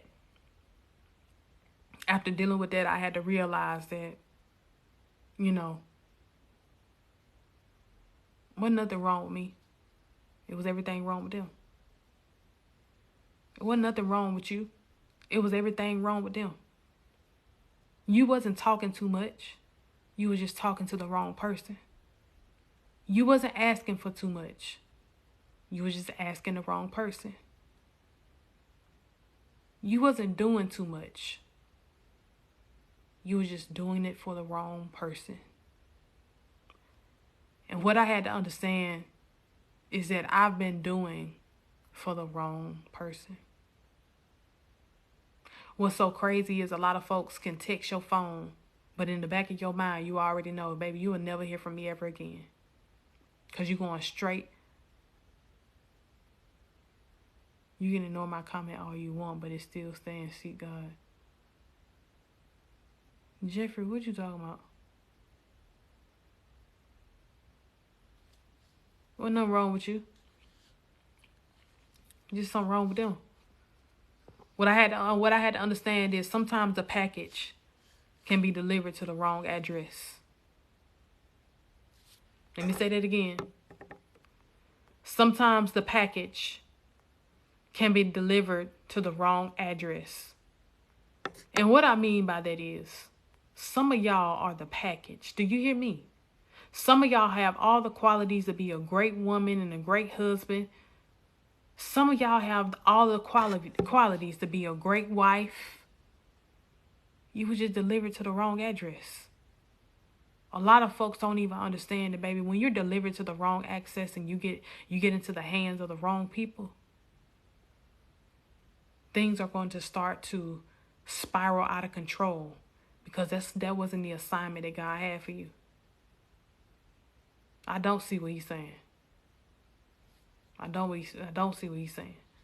But ain't nothing wrong with you, baby. I'm for real. Like, sometimes we need that village of people. And I always say, when you going through your trials and your tribulation and your healing process, get you some people that you can count on when it comes down to your healing and when it comes down to you being held accountable.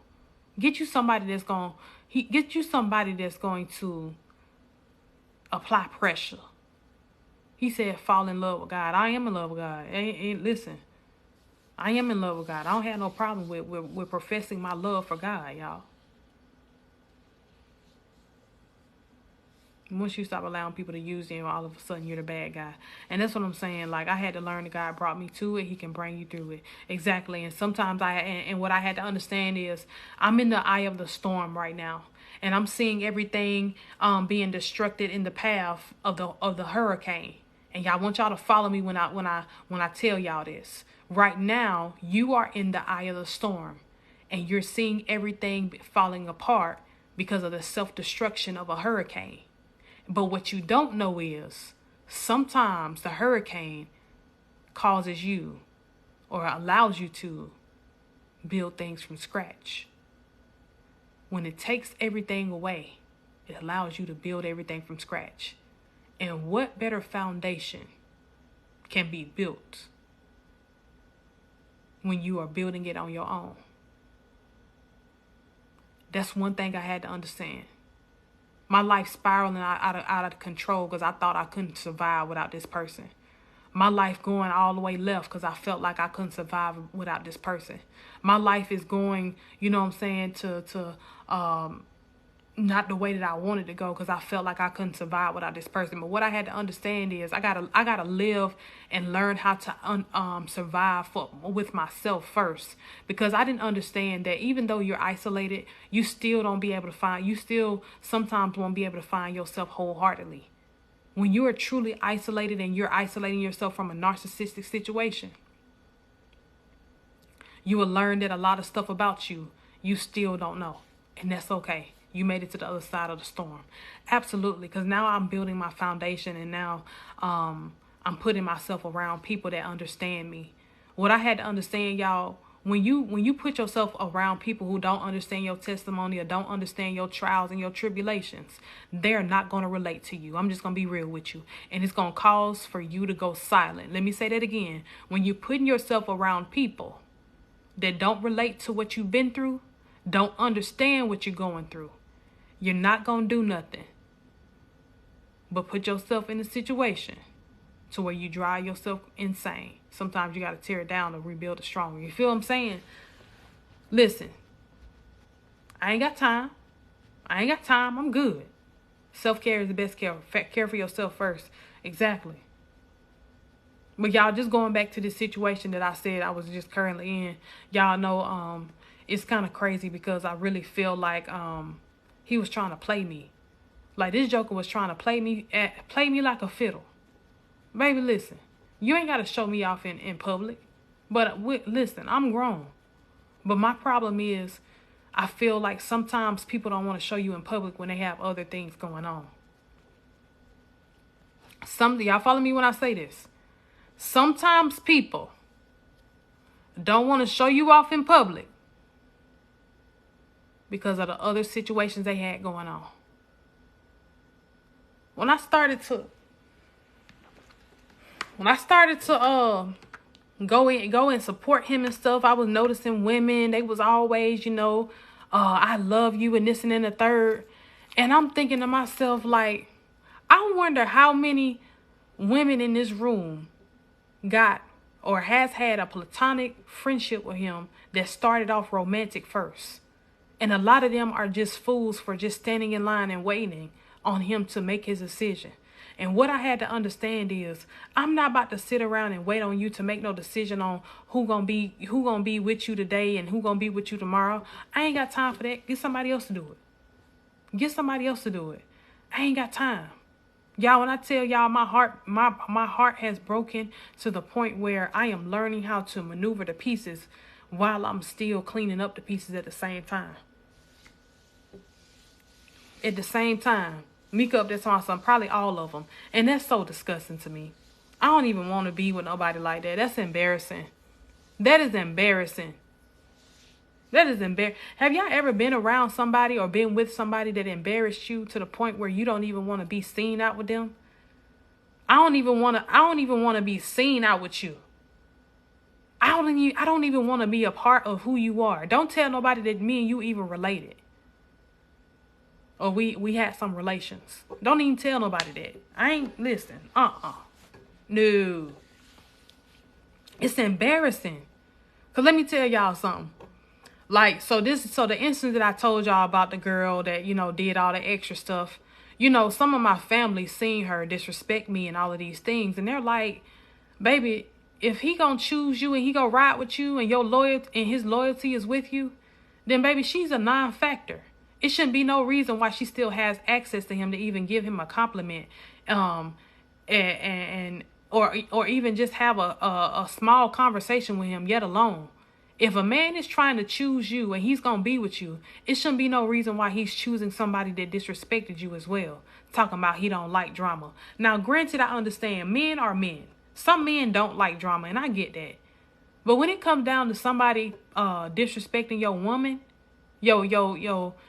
somebody that you call your soon-to-be wife, you're not going to have no relationship with that chick. Let's be real. Like, fellas, where you at?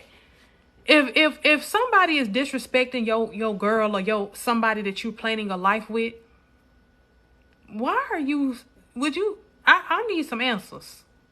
Would you be entertaining a female that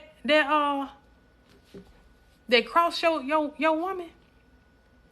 Because in my opinion, I'm not about to talk to no man that disrespected somebody that I'm trying to build a life with. I'm not about to talk to you. You done disrespected somebody that's of me. Somebody that I'm building a life with. Potentially my husband. Baby, I ain't about to fool with you. Because what I had to understand is, even though we don't see the motives, you feel what I'm saying? It's not always about you being able to see it. Sometimes you got to allow people to guide you to the motive without you being on defense. And that's what happened in this situation. He was on defense mode about the motive that he didn't even understand that was unfolding before his eyes. And what I had to understand is that people that don't want to know the facts are the people that wants to keep the toxic cycles going. Let's talk about it, y'all. The people, you got folks in your life that know you, they know you do wrong. They know they do you wrong. They know they treat you like trash. They know they treat you like scum at the bottom of their shoe. But a lot of times when you say therapy, or you try to ask for them to find help or find solutions, a lot of them don't want to find solutions to their problems because they want to continue to have an excuse for the actions that they have. And a lot of y'all got to understand that when you are in a situation where people will much rather put themselves in the line of fire when it comes down to you and your feelings and neglecting who you are as a person, or they just have all of these other situations going on to where they don't want it to be revealed. So some people just like things the way they are because they got more control. And some people just like things the way they are because they want to have an excuse to keep that toxic cycle going. I ain't got time. That man, he's for a grown man. That man, he is that for you. He will not be the opposite. Relationships seem more. His relationships are more important. And that's what I'm saying. I bet my paycheck, he misses you so much. Listen, he can miss me all day long, but baby, let me tell you something. You will never get a chance to talk to me ever again. I ain't gonna lie to you. Once I get to that point, y'all, where I'm done with you, baby, you ain't never, ever.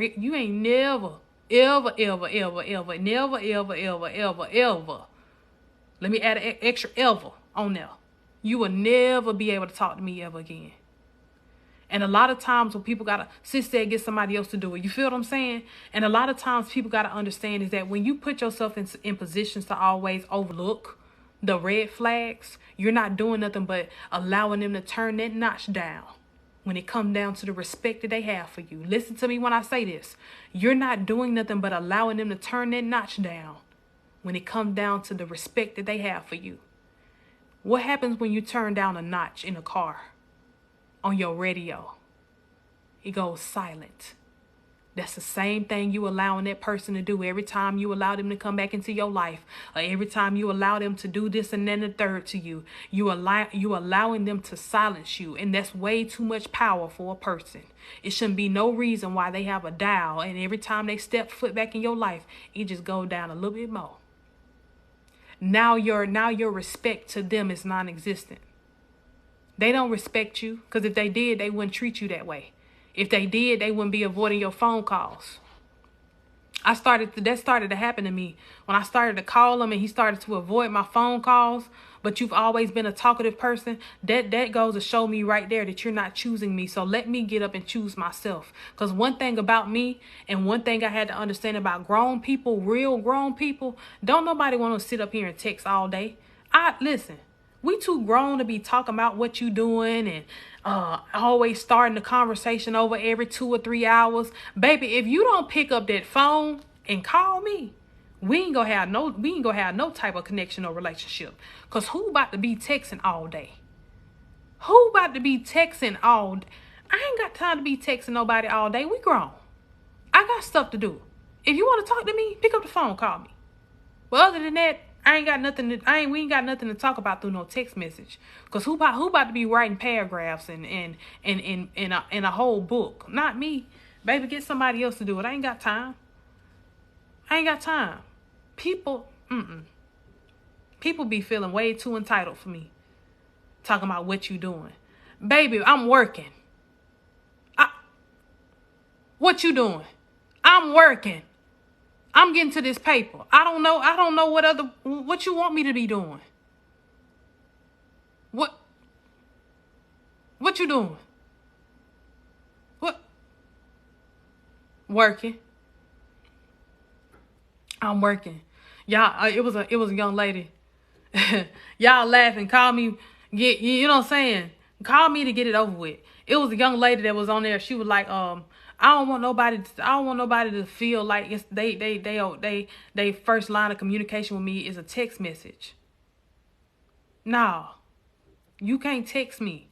I tell people off rip, I ain't get no text message. And I know they done sent me a whole paragraph. I ain't get it.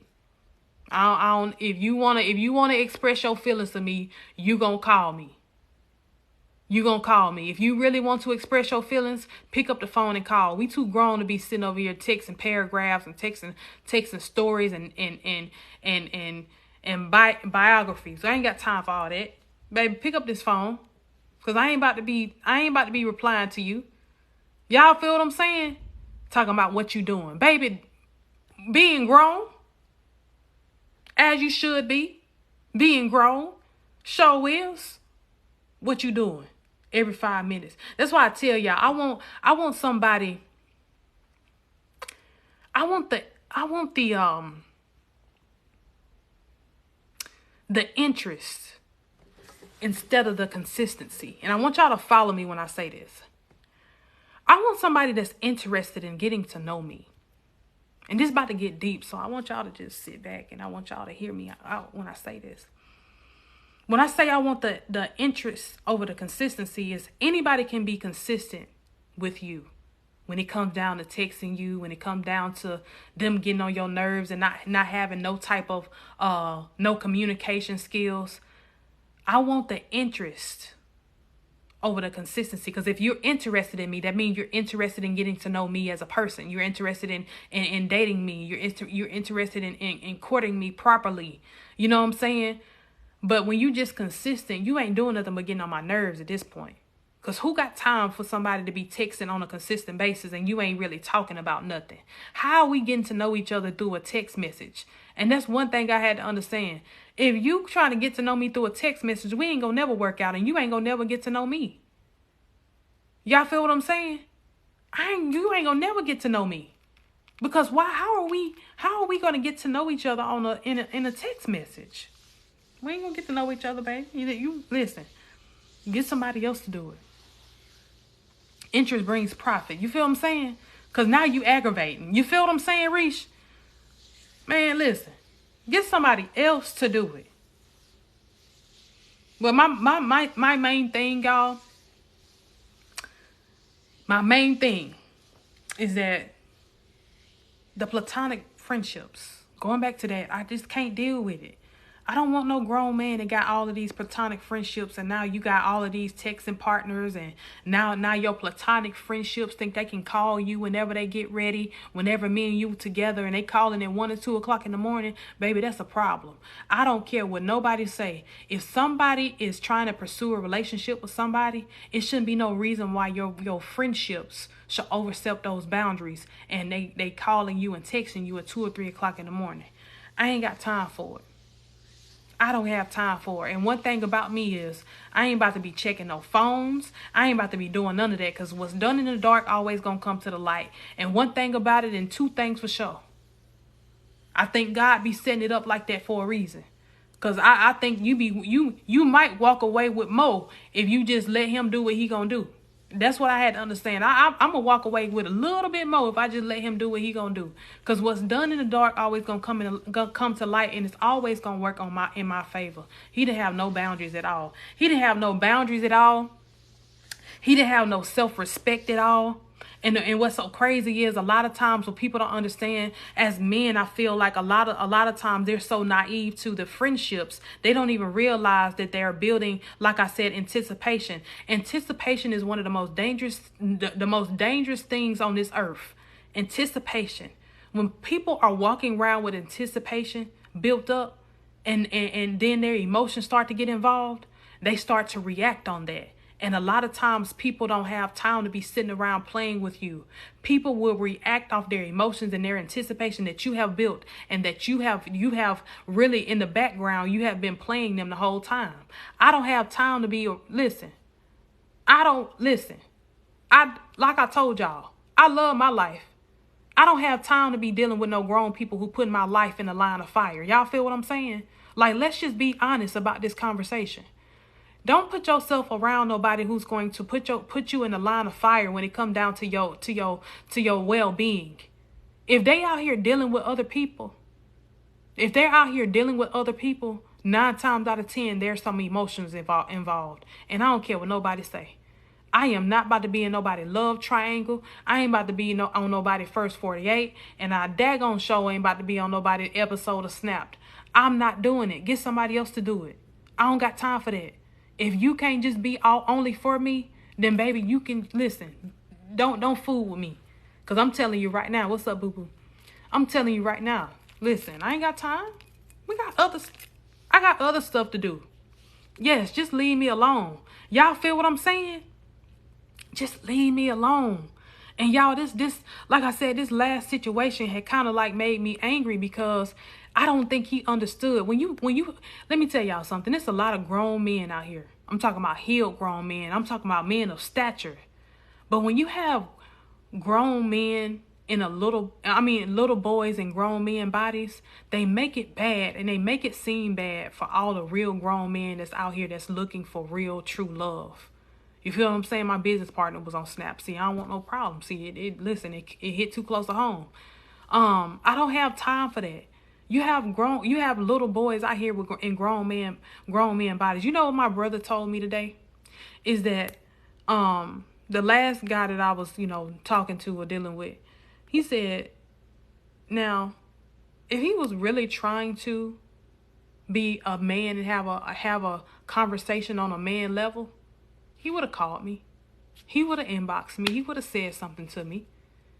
He was like, but he didn't, because he know that real men is going to seek him out for real. This is what my brother told me today. When a man see that you have other men in your life that's very involved, a lot of times, let me tell you something, a red flag is that they're going to run away from those men. They're going to act like they're intrigued, but they really not intrigued. That was just a facade. And what I had to understand is, you don't want to be seeked out by somebody that's around me, because they're going to see right through you. And what I had to understand about that is, some men don't want to be around other men who got sense, because they're going to have an excuse as to why they continue to act the way they act. Y'all feel what I'm saying? Some grown men just like to have those excuses to keep those cycles going, and to keep that platonic behavior going. I ain't got time for that. Baby, listen. My last situation was 33. What's up, baby?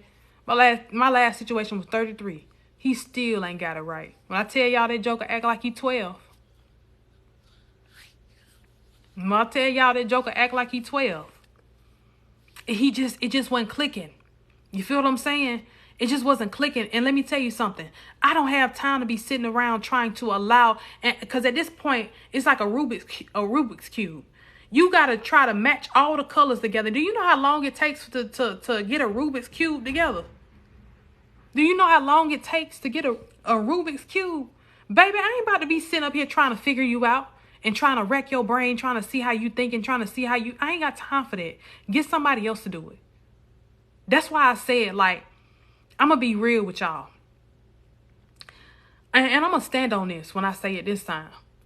But I don't really want nobody to say they dating me or courting me. That's trash to me. We grown. Dating and courting should last no more than 2 months. I'm just going to be honest with you. You should know within a 2-month span if you're going to be with somebody or not. I don't care what nobody say. You going to know when you met your person.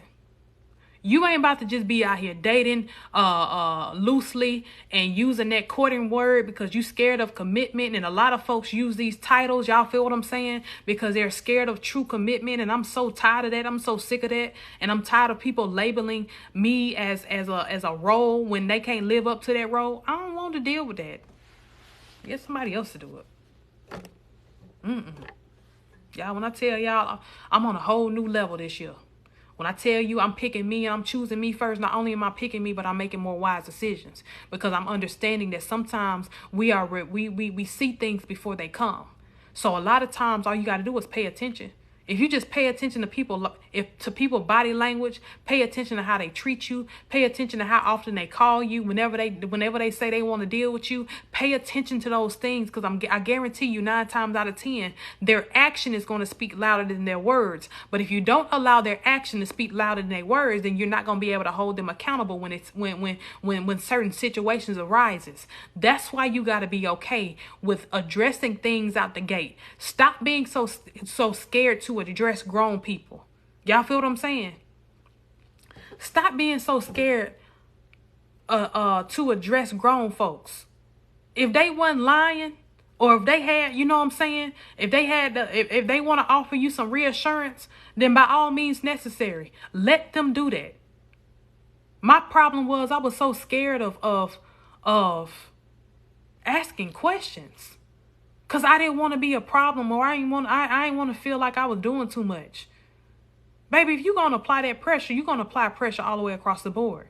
Whether I ask a question or not, you should be able to answer it with no strife or confusion or no frustration.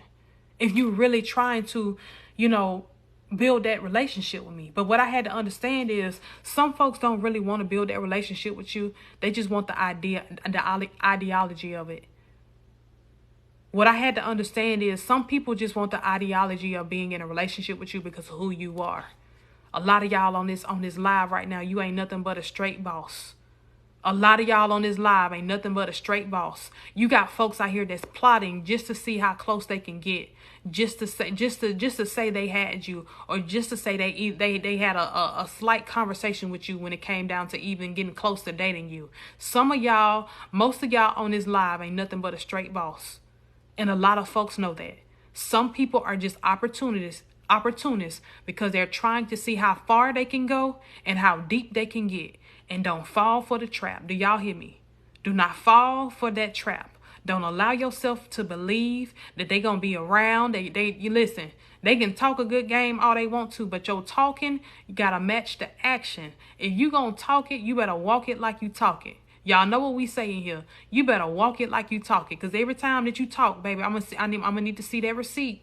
I'm gonna need to see that action. I'm gonna need to see some type of confirmation code where it's at. Because you talk a good game, it sound good, but I don't want to hear no talk this year. I want to see actions. I just don't understand how folks be together for 8, 10 years and 9, and they get married on year 11. Now, unless y'all were young and y'all was in high school or something, then by all means necessary. But if you grown, baby, I ain't about to be sitting around waiting on you for no 11 to 12 years and we gonna get married. No, baby, please. Get somebody else to do it. I ain't got time. Y'all, a lot of times, let me tell y'all something. A lot of narcissistic people think they got so much time in the world. That be the problem. A lot of narcissistic people think they got so much time in the world. And baby, listen, that time that you thought you had, you're not going to have as much time to get it right. A lot of people don't understand that the clock is ticking. You feel what I'm saying? The clock is ticking, and I ain't got time to be sitting around trying to figure out your clock. Listen, get it right the first time. You ain't got to worry about doing it again.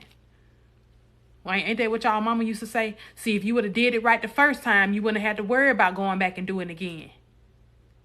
That's the same thing y'all need to be telling y'allself. See, if I would have just did this right the first time, I wouldn't even have to go back. I wouldn't even have to worry. But those are not. Listen, I'm trying to tell you.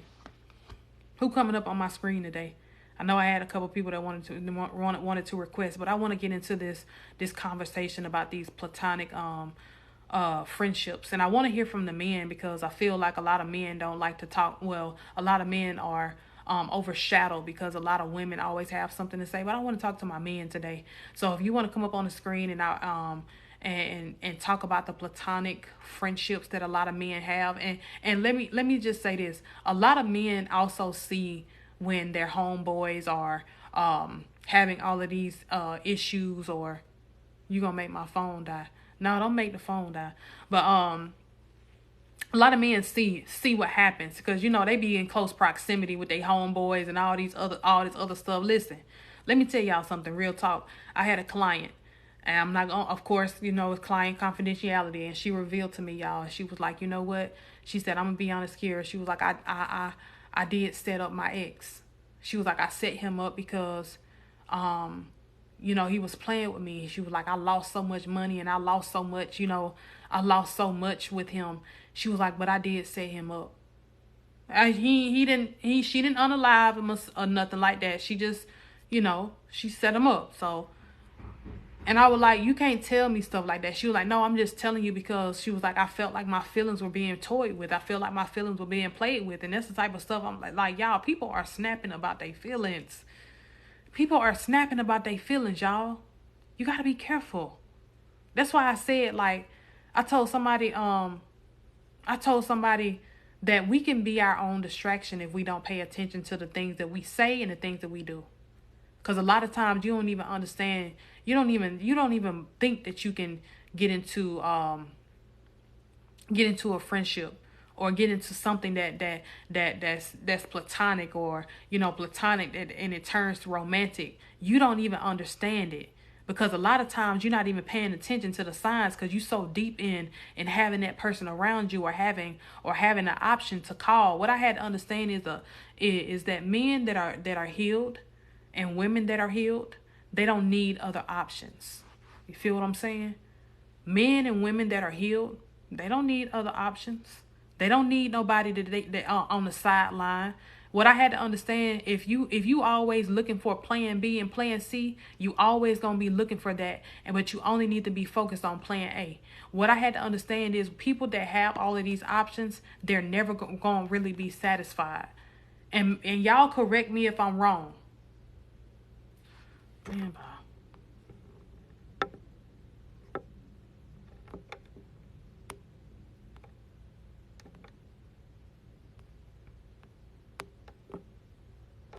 Man, bye. You lose your brother every day.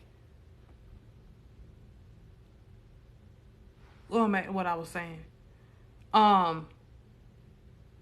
Yeah. So grown people, that kind of threw me off. I'm sorry, y'all. Grown people know. They know. They know when they know when yeah, I'm sorry. I done lost my whole train of thought. I don't even, somebody would jog my memory. What was I saying?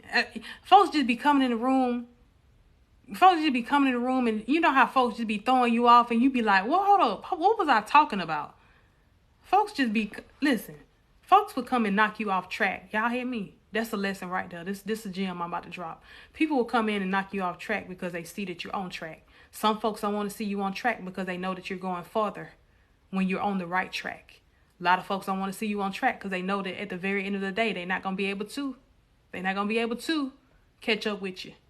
Because see, baby, once this train rolling, Once this train rolling, you can't get me back off track. And what we gonna do is we gonna keep it rolling. He said that on the last one. He said his brother passed away every time he come in my life. He said he passed away yesterday. Yesterday has been in 2 weeks now. Just keep on rolling. You feel what I'm saying? Plan A. You feel okay? But yeah, when you always so y'all correct me if I'm wrong. If you're dating somebody, right? Y'all correct me if I'm wrong. If you're dating somebody and you have all of these other options, right? How can you really focus on other people? You know what I'm saying? And what I mean by that is, how can you focus on other people, and how can you give somebody an equal chance of getting to know them 100% wholeheartedly? That's why I said I can't date more than one person at one time, because I like to be fair. So if I'm giving you a chance to get to know me, you're going to have my full undivided attention. I can't be out here dating more than one person at one time, because who's to say I might get confused. I ain't even gonna lie to you. This person might have some characteristics that I might like. This person might have something that I might like, but I'm unable to focus on the right person for me because I'm so busy focusing in my attention span is all over the place. I can't focus like that. It's some folks out here that can date 5 or 6 different people. I can't do it. I ain't gonna lie to you. I can't even do it. Listen. I don't want no parts whatsoever. Cause listen, I ain't got time. I ain't got time to keep. I ain't got time to keep up. I don't want to. Let me tell y'all. Listen. It's too much. First of all, it's too much stuff going on around here to be having multiple options. And y'all know what I mean by that. It's too much stuff going on out here to have multiple options. Baby, if you don't sit down and find you a person, but I'm gonna get into this too, because I feel like that's social media fault. It's social media fault that a lot of folks think they have all these options when they don't. You feel what I'm saying? It's social media has made it so easy for some people to build a platform, and so easy for people to, you know what I'm saying, to think that they have all of these options when, baby, you really don't. Baby, love on the people that genuinely love you for you. And that includes the people that you should be in a relationship with. But you so busy worrying about the options, you can't even see clearly. Society and social media has messed up people's messed up people's perspective. Everybody ain't for you. Everybody not for you. Just because you have a platform and all of those things, focus and love on the people that love you, and stop focusing on the options that love you. Because let me tell you something, when you are no longer an option to them, they're going to be on to the next, and now you stuck by yourself because you didn't overlook the people that really was there for you. And what I had to understand is, I don't want to be in a situation where people or a person overlook me because of the options that they think they have. So guess what? Let them choose them options and let them lose out on the blessing. What I had to understand is, I'm the blessing.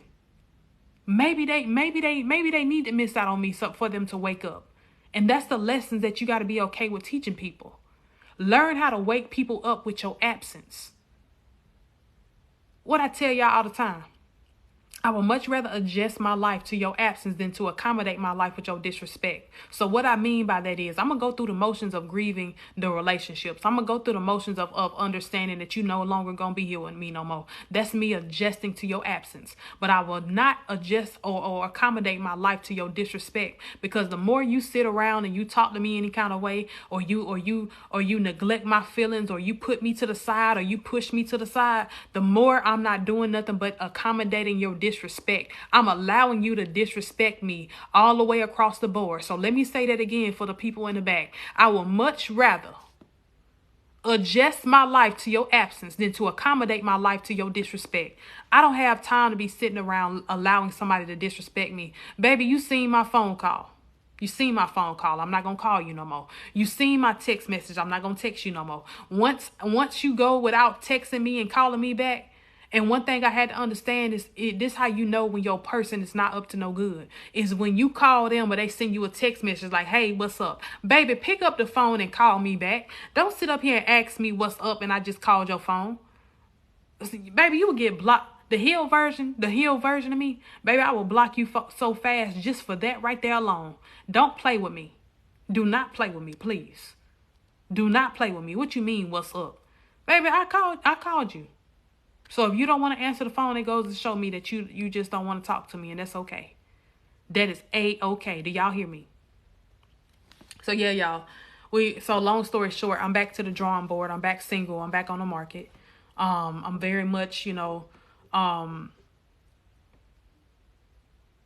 preparing. I'm not a perfect woman by any means. I am one of those women that got a little kink. I got a couple kinks to me. But I'm back on the market because I feel like, it's somebody out there for me. Like, it's somebody out there for me and it's somebody out there for you. So, still got them chains on. Oh, yeah. Oh, baby, I'm going to wear that. That's 14 karat gold. Because J stands for Jesus. Yep. J stands for Jesus. And he's my number one Lord and Savior. So, of course, it got the little crown on it. And, one thing about Jesus is that he's always going to come right on time. That's it. That's all. So I need my reminder of that. So we just going to, you feel what I'm saying? We're going to praise him in advance, and we're going to thank God for what he's doing in our life. Because, so let me tell you something. One thing about Jesus is he's going to come through when he needs to come through. I'm telling you. So this is just a reminder. Just a little reminder of Jesus being my number one, That's all. Jesus. I kept the engagement ring. I ain't keeping. Listen, child. Jesus is good. God is good all the time. Y'all understand what I'm saying? Trying to tell you, baby, you got to be out here on the market. It's the summertime. Baby, listen, the summer is here. And I don't know about y'all, but baby, I've been in the gym. I've been getting right. Just for this moment right here. I love when folks fumble the bag when it get close to the summertime. Y'all feel what I'm saying? I love when people fumble the bag when it get close to summertime. Because see, now I can do what I need to do. Lord have mercy. I can do what I need to do for me. Now it's summertime. Baby, and the summertime is going to be hot too. It's going to be hot outside. It's gonna be hot outside. When I tell y'all, listen, you gotta let folks show you what they rather do so they can go ahead and fumble you. Let me say that again. Let me say that again for the people in the back. If you did not hear what I said sometimes you gotta let folks do what they want to do so they can go ahead and fumble you. Let them go ahead and fumble their bag. What I had to understand was this right here. Oh no, I'm gonna be outside, baby. I already listened. I got Houston. I got Tampa. I'm coming to Tampa. So if anybody that live in Tampa, if you live in Tampa, Florida, I'm coming to Tampa in May. So y'all make sure that y'all are available. I'm going to do something in Tampa. Something small, something light, baby. I'm outside. Listen, I said that for the last time. J for Jesus. J for Jesus. Good. Yes, you're going to be right in the AC. I'm going to be outside. What about North Carolina? I can come to North Carolina. I've been trying to come to Charlotte anyway. Charlotte is probably where I'll come. Or Winston-Salem. I have some people up there in Winston-Salem. I might come to Winston-Salem. I don't know. But Charlotte is definitely on my list. Listen, Tampa is on the list in May. If you cannot make it to the meet and greet next month in Atlanta, y'all make sure that y'all on standby because I'm gonna start dropping some stuff. Because I'm gonna be outside this summer, baby. But anyway, like I was saying, going back to what I was saying, y'all. But like I said, I'm just, I'm to the point now where I'm okay. I'm good. I'm healed from a lot of things, and I'm understanding that sometimes that being MD, VA, or DC, I gotta come to the DMV area. St. Petersburg is near Tampa. Yep. But yeah, I gotta understand that a lot of people they're not for me. You know what I'm saying? People will constantly show you that they're not for you, and I'm okay from that. I'm okay with that. My neck of the woods, 30 minutes. Okay. And I'm okay with that. So it's my season. It's y'all season. Y'all go out here and y'all find people that call me. Okay. Y'all go out here and find folks that's really for you for real. I ain't got time to be dealing with folks who got a whole all-star lineup. Baby, you and them platonic friendships that you got. Y'all can screen record this. Because it's a message. And I want you to send it to them. You and your platonic friendships is what's going to get you caught up every time. And I don't want no parts. I don't want to be in the middle of nobody love triangle. I don't want to be in the middle of nobody, you know what I'm saying? Nothing. Oh, no. I'm good. I'm good on that. Keep it offline, Kira. Oh yeah, for sure. I know. I'm just giving a message for the people. I need the people to understand. Like we're not gonna allow people to come in and ruin what you have worked hard to heal. You feel what I'm saying? So that's why I need for y'all to understand. Don't let nobody ruin what you have worked hard to heal. You had those sleepless nights. You shed those tears. You feel me? You have done all of this hard work to get you to where you are. Don't let nobody come in and ruin it. Don't let nobody come in and ruin that. You feel me? My first vacay in a couple weeks and I'm on fire. Holy Ghost. Listen, I'm trying to tell you. Where my brother at, man?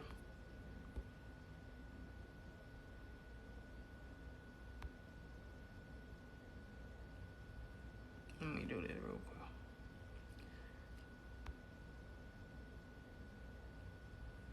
Let me do this real quick.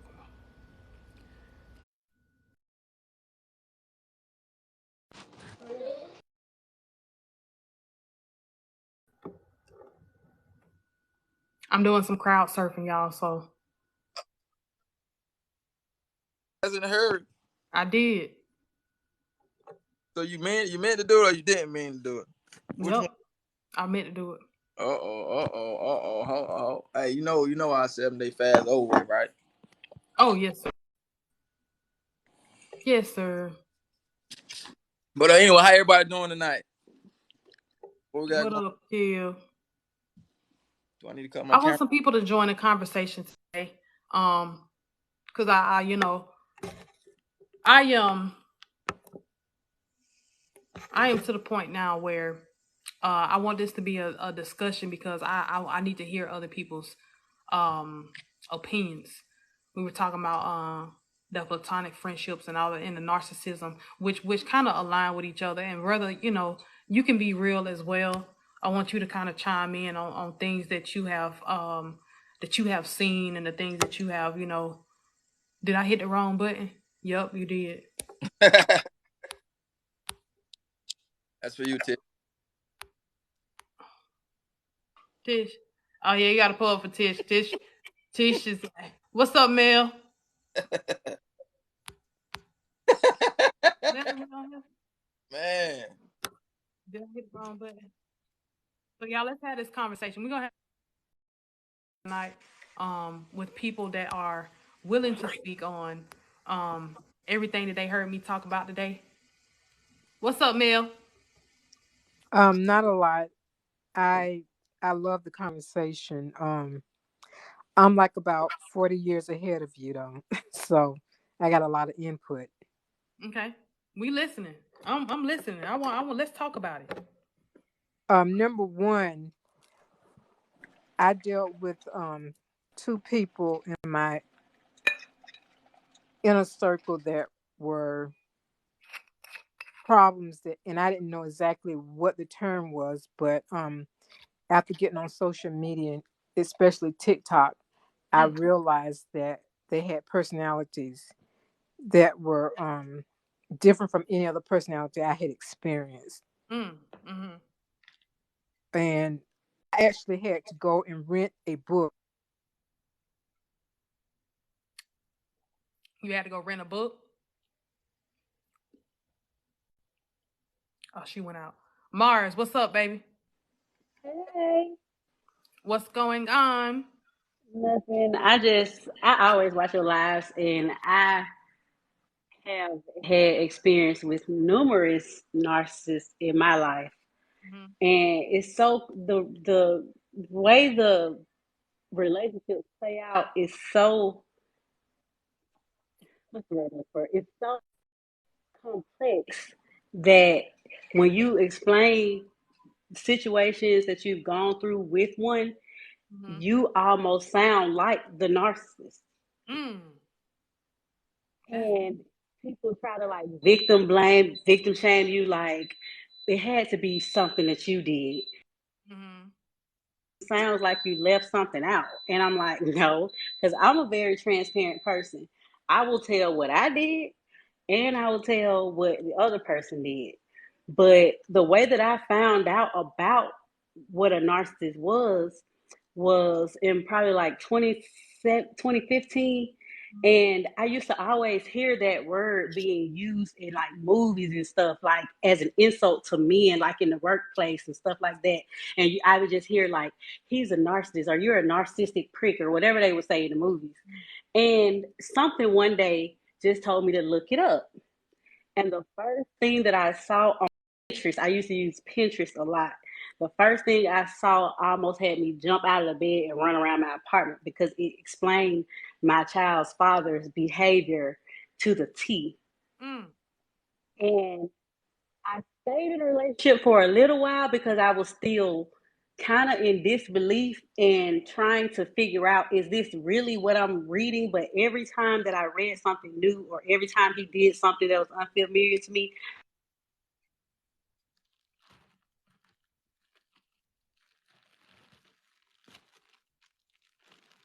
Yeah, I don't know what's happening. Mars.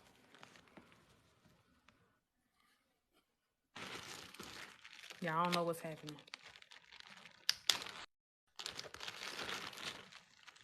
She going in and out.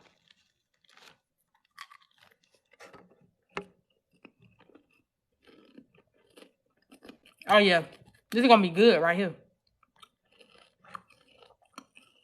I'm loud and clear. Okay.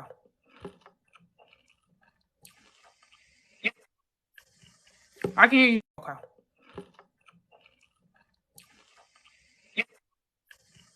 I can hear you. I can hear you.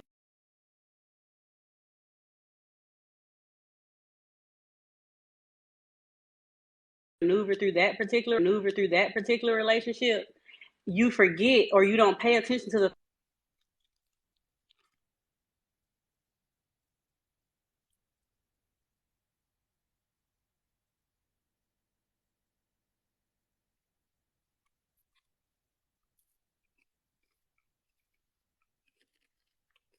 Y'all, I don't know what's going on in my life, but we ain't about to do this.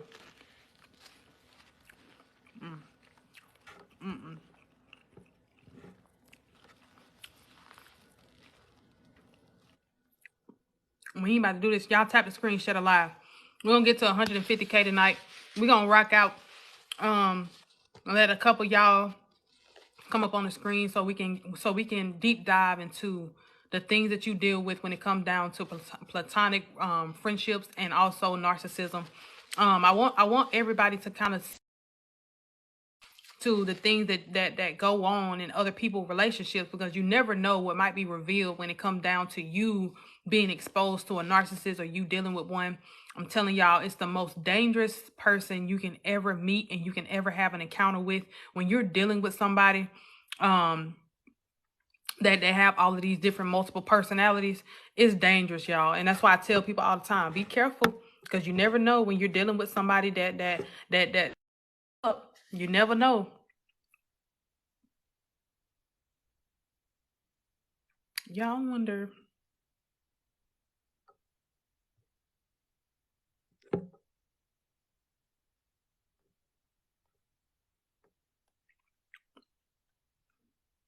Let me do something real quick, y'all.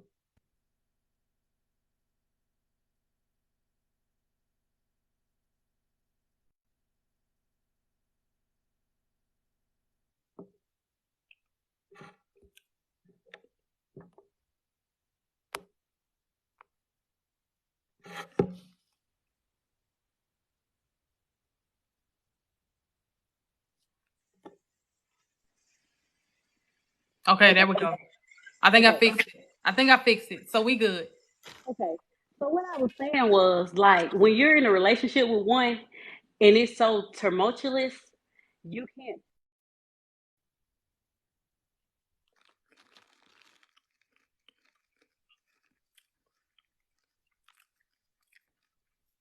Y'all. The TikTok don't want us to talk about narcissism tonight. That's what's happening. Mm-hmm.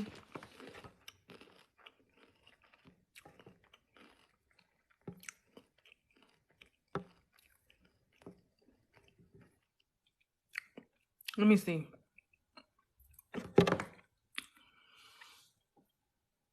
I don't want to end my live. I really don't want to end my live. I really don't. but I know I'm about to. I'm probably gonna have to. Probably gonna have to. It was getting good. I know. I'm probably gonna have to, y'all. If I am out live, I need for y'all to come back to the room because I don't know what's happening. For real. Because your live tripping. These people that run are narcissistic. Yo, Hey, yo, might been her connection, but yeah, man, TikTok, TT been acting up earlier today. Did the lady the same way? She couldn't invite nobody else. So I mean, it's good now. So I mean, if somebody else want to try, it might have been her connection. yeah, Mars, it might have been your connection, babe. Let's try to see if we can get somebody else. The revolution must be televised. Okay. Yeah, because once she had came up, that's when it started acting up. You know what I mean? So Let's see. All right. We might be in the game. I'm gonna try to invite a couple more people on the screen. So if I send you an invite, if you don't want to come up, please decline. You don't have to come up on the screen if you Is don't want. mine working? Oh, okay. I just wanted to make sure mine was working. yeah, you sound good now, man. Okay. I don't know what was going on. It might have been my connection. Do you? It ain't. I don't never have no problem. I ain't had no problem watching the video, but it's okay. We're gonna get into it. We got this. Go ahead and finish where you left off at. Okay. So what I was saying was, after that relationship ended, and I started figuring out like how to fight back, Uh-huh. that's when it got real toxic, and he just didn't want no parts, and I was the problem the whole time and all that. But I can take accountability and say that I ignored a lot of red flags and a lot of different things, but they were not originally red flags because the start out extremely charming. Yes. um they have these personalities where they can really manipulate you into thinking that you are everything they ever wanted, and at the same time isolate you from everybody that really cares about you. Mm. Everybody that's trying to tell you that they're a problem in your life, they'll try to get you away from them, start problems with them. But I found out a few years after that relationship ended that my mom is a narcissist. And so that is how I ended up in a narcissistic relationship, because the way that the relationship with my mom carried out, and the fact and the way that she showed love, that's how you started to portray what love is supposed to look like. And Mm. so you get lost in those type of relationships, especially when you are empaths. Mm. Their narcissists are readers too. They read energy. They can tell who to go after. They can tell what you will allow or what you'll tolerate or what they can get away with, in ways to manipulate you, because during that time where they're in a relationship with you, they're getting to know you too. They're learning your um your insecurities and the things that they can use to hurt you or manipulate you into doing what they want you to do when they want you to do it. Yep. Or start to devalue you, and about the same things that they originally complimented you for. Like, my child's father always made me feel like I was just ugly, and I have alopecia. So once you found out about that, it was, I'm supportive, you're still beautiful, and blah blah blah. But Mm. as soon as you wanted to hurt my feelings and make me feel like I'm worthless and nobody's gonna want me, I became a bald head, this and that. And it was just like, you start to internalize everything that they've said to you that's negative, and you start to lose sight of who you are, because you're so focused on who they are and what you're trying to get out of the relationship. You always, the whole time, trying to get back to how he was in the beginning, because he used to be sweet. If I can just do this, or if I can just go back to how I was here, maybe he won't be angry. And you're like, you're not enjoying the relationship. Like, you have maybe 90% of negative and maybe 10% good, and you're so like stuck to the person, and you become like their supply, that you lose yourself in them, and all of your everything that you used to like to do, all of like all your talents, they get pushed to the back because you're trying to make him happy by supporting his talents and the things that Yep. he wants to do. And you like start to neglect your own self-care, your own mental, like the fact that they'll know that you're extremely smart, but they'll convince you that you're not, and you start telling yourself that you're not, because you get to the point where you're like, I know this person is treating me bad, and I know it hurts, and I know exactly what they're doing, especially when you figure it out, but you're still there. It's Mhm. like, okay, so how do I leave? Because if I leave, and then my child's father ended up leaving me, but it was the best thing that he could have done, because I really truly feel that if he didn't leave, I would have never left. Yes. Yes. So, and then learning that my mom was a narcissist years later, it was like a whole new, I had to restart my healing, because that's a different kind of relationship. Like, yeah, my child's father is kind of permanent, whatever, but you can still no contact to a certain extent. But your mom is like, you want that relationship, but at the same time, if it's hurting you, how do you continue to, like, you only get one mom, so how do you continue to have a relationship and not allow this person to manipulate you and stuff? And I had to read a book about that, which was like narcissistic mothers who don't know how to love. It's like an audio book or whatever on Audible, and it just gave these different stories about, like, once this lady, she was married, she had kids, and she had her family over for dinner, and she announced to her mom that she was pregnant, and her husband and her kids were excited, and her mom passed out Mm. because she wanted the attention. She felt some kind of way about the fact that her mom wanted to kind of live her life through her. So you're jealous that your daughter's getting praised for being pregnant. It's not like she was getting pregnant out of wedlock. She was pregnant by her husband, but you had to take that moment away from her because of you. And that's what narcissists do. Everything is about them. And any supply is supply. They don't care if it's negative. Even when you're yelling at them and going off on them and explaining to them what they did wrong and how they hurt you, they're actually getting like power from that. Like, if you've ever argued with somebody and they have this smirk on their face, or you can just read, it's like the energy exudes off of them, of how they could care less, but you pouring so much energy into them is making them feel more powerful. So let me ask you a question. So in that relationship, which because it was a relationship because y'all had a child together. Um, what really drew you to continue the relationship with him? Like, do you believe that? Because what I found out about my relationship with my narcissistic person was it was the lust over the love for me.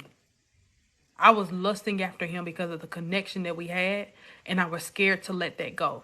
It wasn't that I was in dire love with him and all of these things. It wasn't that. It was just the lust of the relationship, because I knew I was going to yearn for it, and I wanted to hold on to it.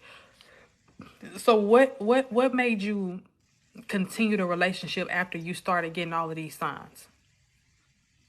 I think I continued the relationship because of the fear of, like you said, not having the relationship. Like, it got to the point where he isolated me so much to where I felt like if I did lose him, I wouldn't have anybody.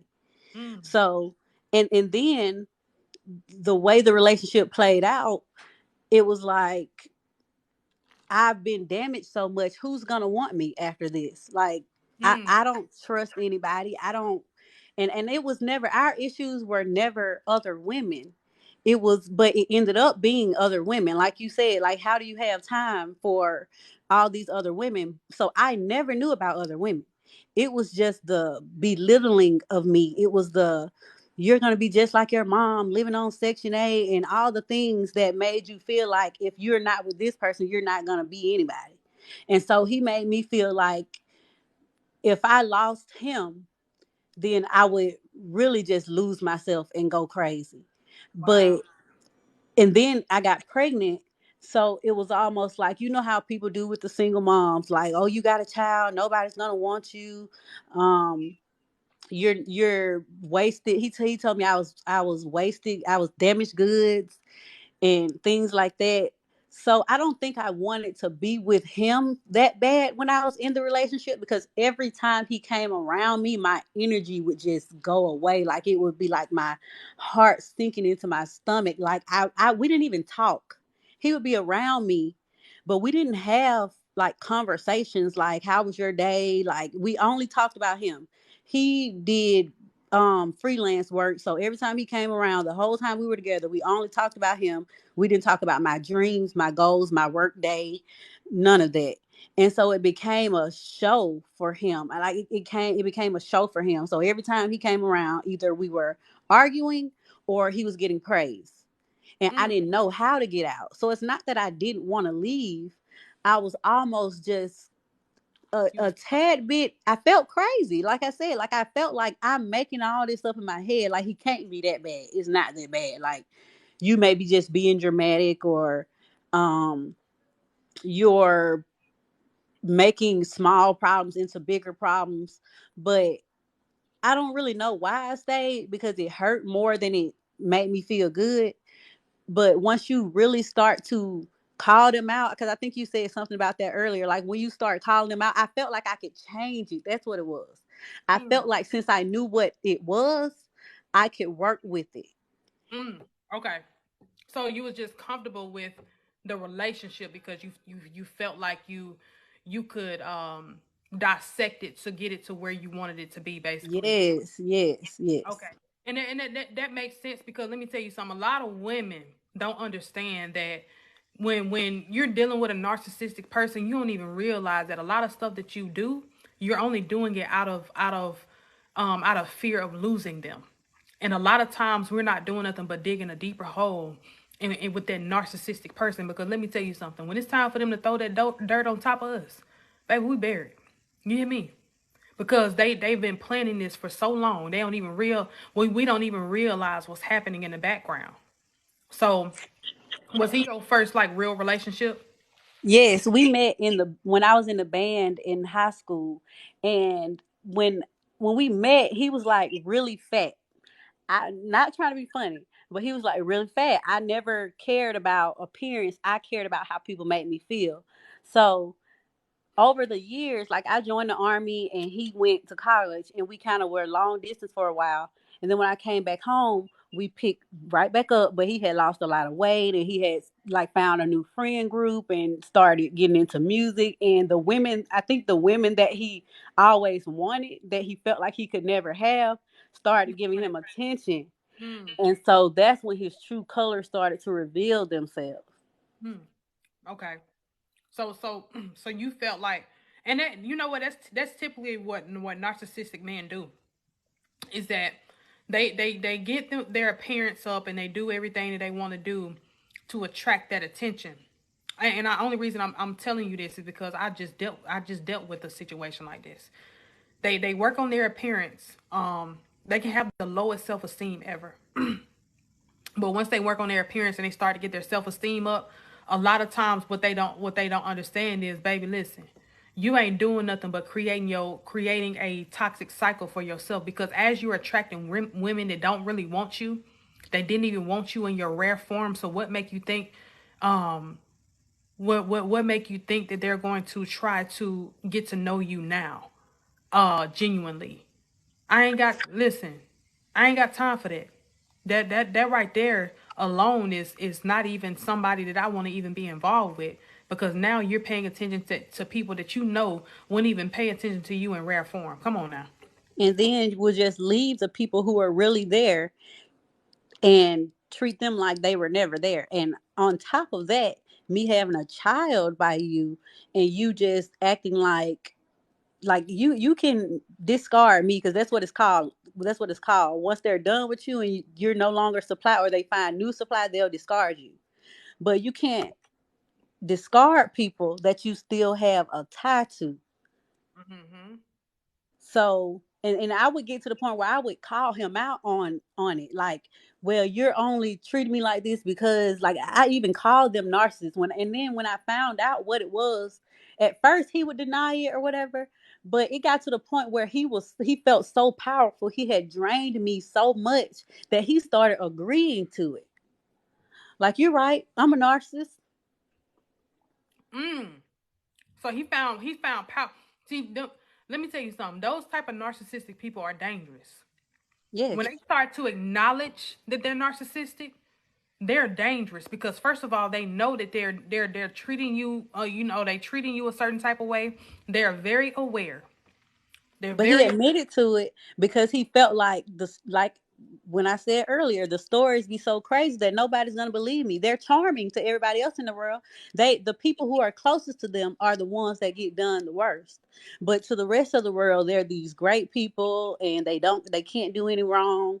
They have all these friends who support them. They can be good friends, they can be good siblings, sons, whatever. But the person that's closest to them who they've already revealed themselves to becomes the punching bag. hmm, they're not ready. So nobody else is gonna believe me anyway. So I'ma just discard you, and I'm gonna go get with somebody else, and she's gonna be my new supply, and she's gonna praise me, and I'm gonna tell her that you were the problem. I'm gonna tell her that you cheated on me. I'm gonna tell her that you did things to me, the unthinkables, to where it makes me look more appealing because somebody new feels like, okay, well, I rescued this man, and now I'm gonna show him what it's like for a woman to treat him nice and all of that, just for them to eventually see the true colors too. Because he's had maybe like 4 or 5 girlfriends since my daughter's been born and she's 6.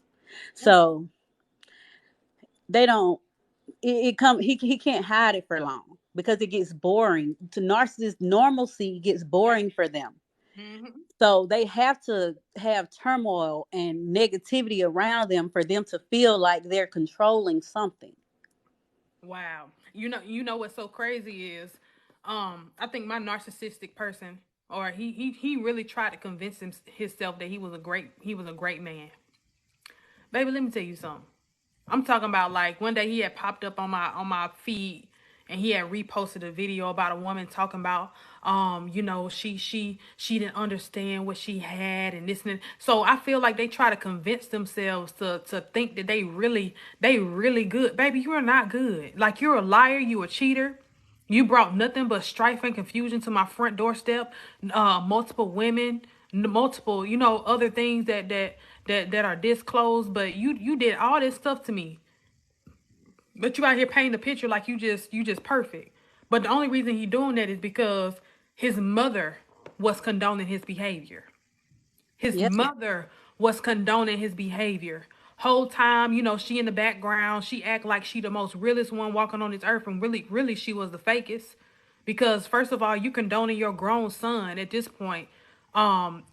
When it come down to dragging other women, and the reason that she was condoning it was come to find out she was also in that position where she was getting drugged too, where her husband of 30 years was coming home at 5 or 6 o'clock in the morning, and he had other relationships, and he had other, what I'm saying. So of Yep. course she's gonna condone it because first of all, and sometimes on the other side of that, some of these mothers do be secretly obsessed with their sons.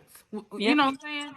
And Yep. and and I noticed that about her because she was his only child.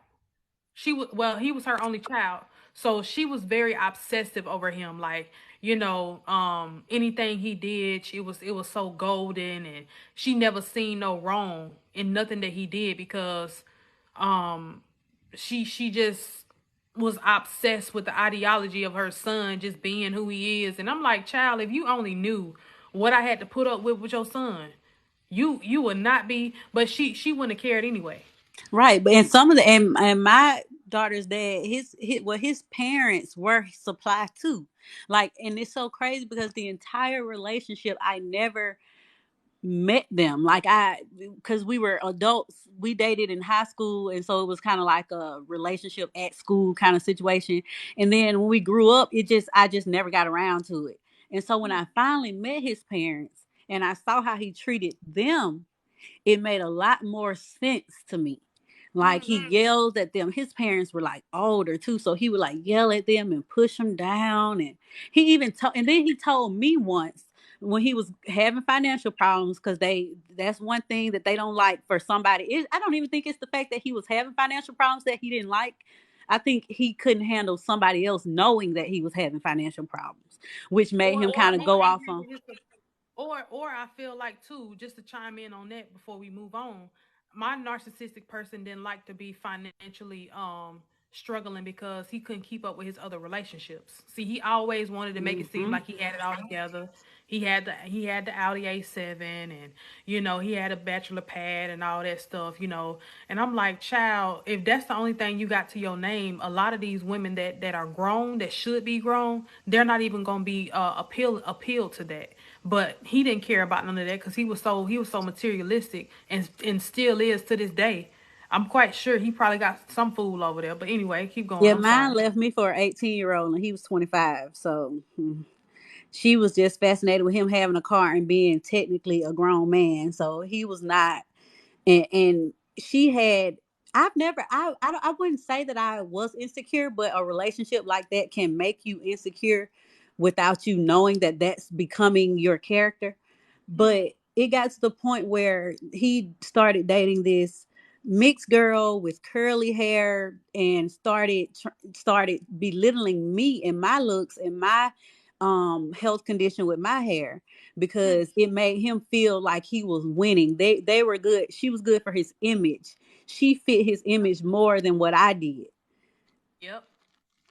They But they he didn't like having the financial issues, because one, he can't keep up with all his other women, and two, he's trying to put on this facade that he has it all together. He even told me, like, he was like, he was in a narcissistic rage. That's what I call it. One day he was at my apartment and he was just going off about, I know they got money. He's talking about his parents. I know they got money at the house. I'm just gonna go put them up for ransom, and ransom 'em, put them up for ransom, tie them up and put them up for ransom so they can give me some money.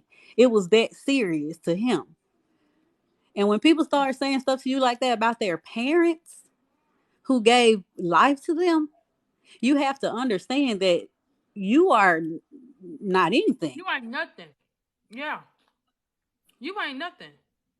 If They he don't treating his value own you. They people don't like that, value their parents. They don't value anyone but themselves, their children, the people that's going to have to take care of them in their old age. They don't care about anything, but they don't think past what they feel right then because they have a chemical imbalance. yep. And you know what? That's the same thing I dealt with my narcissistic person. Like his baby mama had been with him or been around him. She had started dating him at 14. So, they like in they're almost in their late 30s now. So she just didn't know how to let him go. She didn't know how to be her own person. And I felt like she's still waiting on him to this day to get right. Like she won't date nobody. He go over there to her house. Um I'm not gonna give y'all too much information, but she's just so caught up with him. Like she just let him do whatever. Like from the text messages that I read, y'all, which is disturbing and so disgusting. Like she just let him do whatever to her, and like it's just kind of like, um, that's what. So she's the main supply because she's always gonna be accessible to him because she has his kids. She has Right. his two kids that he actually raised. So she ain't going nowhere, baby. But when She you start finding out the truth about them and you start applying it and moving like you know the truth about them, that's when it really gets bad. Like when I was pregnant, I went through and I feel like they're so calculated. They do certain stuff on purpose. Like he he ended up having, that's another story. He had a baby on me, but that's another story. But anyway, he had left his, while I was pregnant, we were like in a hotel room or whatever, and he did music videos and stuff. So he had somebody over there like recording, and he left his laptop right in front of me, the Apple laptop. They don't lock when you close them. mm, So I opened it and went through his Facebook, because I never did the whole going through phones thing, but something that was just like my intuition told me, go through the computer. I went to the Facebook. The messages were insane. He asked another girl, will you have a baby by me? Meanwhile, I'm pregnant and you're acting like you're not excited about it. mm, Then there was a 16-year-old that he was writing, And he asked her, he wrote her and said, hey, or whatever. And she wrote him back and said she was 16. He said, okay, cool. But then the next day went right back and wrote the 16-year-old and asked, can we talk? Because they don't like rejection. They don't like rejection. He didn't care that she was underage. He felt like, I bet I can get her to talk to me because I'm me. So if I can just get her to have a conversation with me, and it's creepy. Like when I saw that, that is when I just started making my exit plan. And he ended up leaving me before my exit plan went into full effect. But like I said, that was the best thing he could have did for me anyway. So do you feel like you're healed now? You said, do I feel like I'm healed? Yeah. Or you're healing. You're on your way to your healing now from that. Yeah, we broke up in 2016. Well, 2017, like 2 weeks after my daughter was born. Okay. And I feel like I'm in a much better space than I was then. I feel like I'm healed from that particular relationship, but the trauma is still there. So Mm. I'm afraid to get into another relationship where I'm manipulated like that. Like I almost feel like if I couldn't see the signs all this time that I was with him, how am I going to maneuver a new relationship if it starts off the way ours did? Mm. Yeah. I understand that. I get that. Because when you're dealing with somebody that's traumatic and that has caused this trauma bond, it's kind of hard for you to break it because first of all, not only are you not only do you love this person, but that person kind of becomes your best friend in a sense. You feel what I'm Mm-hmm. saying? Mm-hmm. And what people don't understand is that when you are in a relationship with a narcissistic person and they make you feel like they're the only thing that you have left, um they become the only thing that you really talk to on a daily basis. Like I know it was times where I had got so bad where I sometimes wouldn't even answer my mama phone call. I would call him and talk to him for hours and hours and hours. Cause he used to drive trucks, so he used to be on the road and stuff all the time. So I would talk to him for hours. I'm talking about like hours at a time. And like my family would be calling me, and I would never call him back probably till the next day or whenever I decided to call him back because he made me feel so safe. But he Yep. also made me feel so low at the same time because not only am I sitting here yearning for a relationship that is not yearning me back. You know what I'm saying? Yep. And as soon as he got mad, the first thing he did was, okay, well, like I can say for instance, like one time we went on a trip, y'all, and he broke up with me maybe about 2 weeks before the trip, and around this time I think it was 4th of July. We were supposed to be doing something at my mama house. He was supposed to be coming with me, but he broke up with me 2 weeks before we went on the trip after the 4th of July. So he was like, "Don't call me unless you calling me about the trip. I don't want to talk to you." He was like, "I'm done with you. You just don't understand my point of view." And so he was so quick to walk away. And then later on, for me finding out that he had paid for this girl's his side chick or his other girlfriend birthday party, so he had to be there with her. So he couldn't have been there with me because he wouldn't have had no excuse as to why he wasn't coming to my mama house with me. So he had to come up with some type of excuse, you know what I'm saying, to stop talking to me. So he broke up with me just to go do that. And I was like, you know what? I was like, that right there told me everything that I needed to know. Because at this point, you're not doing nothing but allowing yourself to uh go through this cycle with me to hurt me, and you intentionally doing it now. So that was my cue to get up and walk away. I had to leave that situation before I started to go insane because I really started to lose myself. You Yeah, start to feel like you're going insane. I was gone. I was already mentally checked out. Like I was Hmm. already mentally checked out. It was like anything goes at this point. I didn't answer the phone for my friends when he was around. I'd be if he was around for about 2 or 3 days, my friends would have to almost pop up at my house just to see if I was okay because I can't talk to, like, that's the isolation. Like I said, they'll anybody who might be able to tell you that he ain't no good for you or whatever, they want you away from them. So I didn't used to answer my phone for my friends when I was with him. I didn't talk to my mom for weeks at a time. It was real bad. And see, mine was opposite. Like he would tell me, "You just need to go outside and this and then the third." And I'm like, Because he and wanted to keep you busy. See, they are different, but they're similar. Their intent is different. yep. He just wanted to keep you busy so you can't be y'all not running into each other when he out doing whatever he doing. Yep. And that's exactly what it was. You need to go hang out with your friends, and because while I'm out here hanging out with my friends, you was gonna be at home with your other chick. And then while I was at work, or I was, at home or doing my thing, you was gonna be out with somebody. And every time he went out, it never failed. I always got pictures, and because he thought that since he didn't have social media, that he could move around the way he wanted to. Baby, I found out everything, because what's done in the dark always comes to the light. Sweet as C. You can chime in, baby. I'm sorry. I was just letting y'all talk because I was like, I'm gonna come up when it's my turn. No, go ahead, girl, because I could talk for days because mine was crazy. I ain't. um, well, I guess I tell y'all like, I actually did snap during the whole relationship. I snapped in May of 2021, and it's because I had been going through it so much with him. He was like playing on every emotion.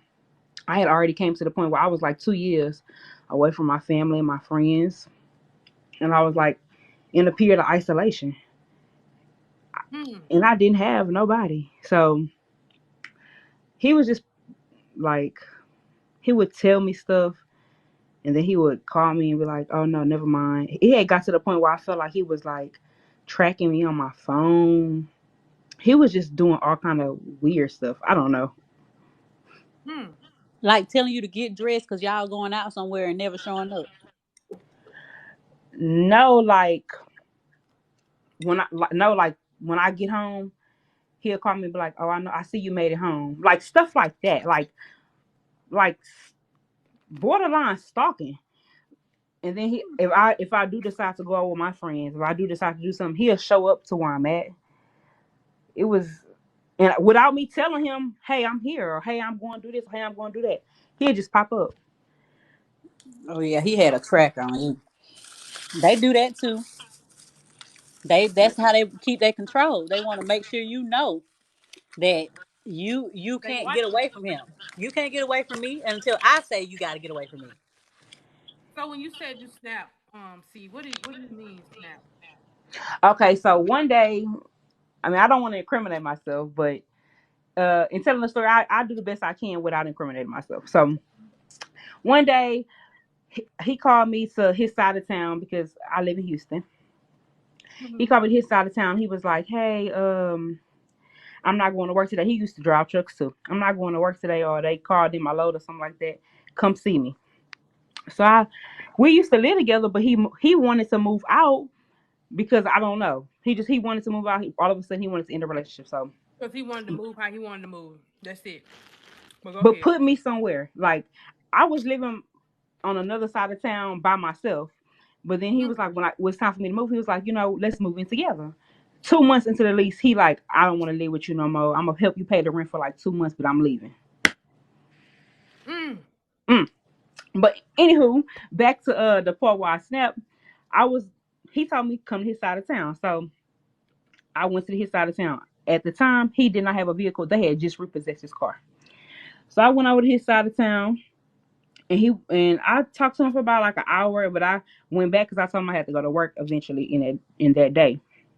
So when I got like halfway to where I was halfway home, he called me and was like, "Why is it taking you so long to get home?" Right?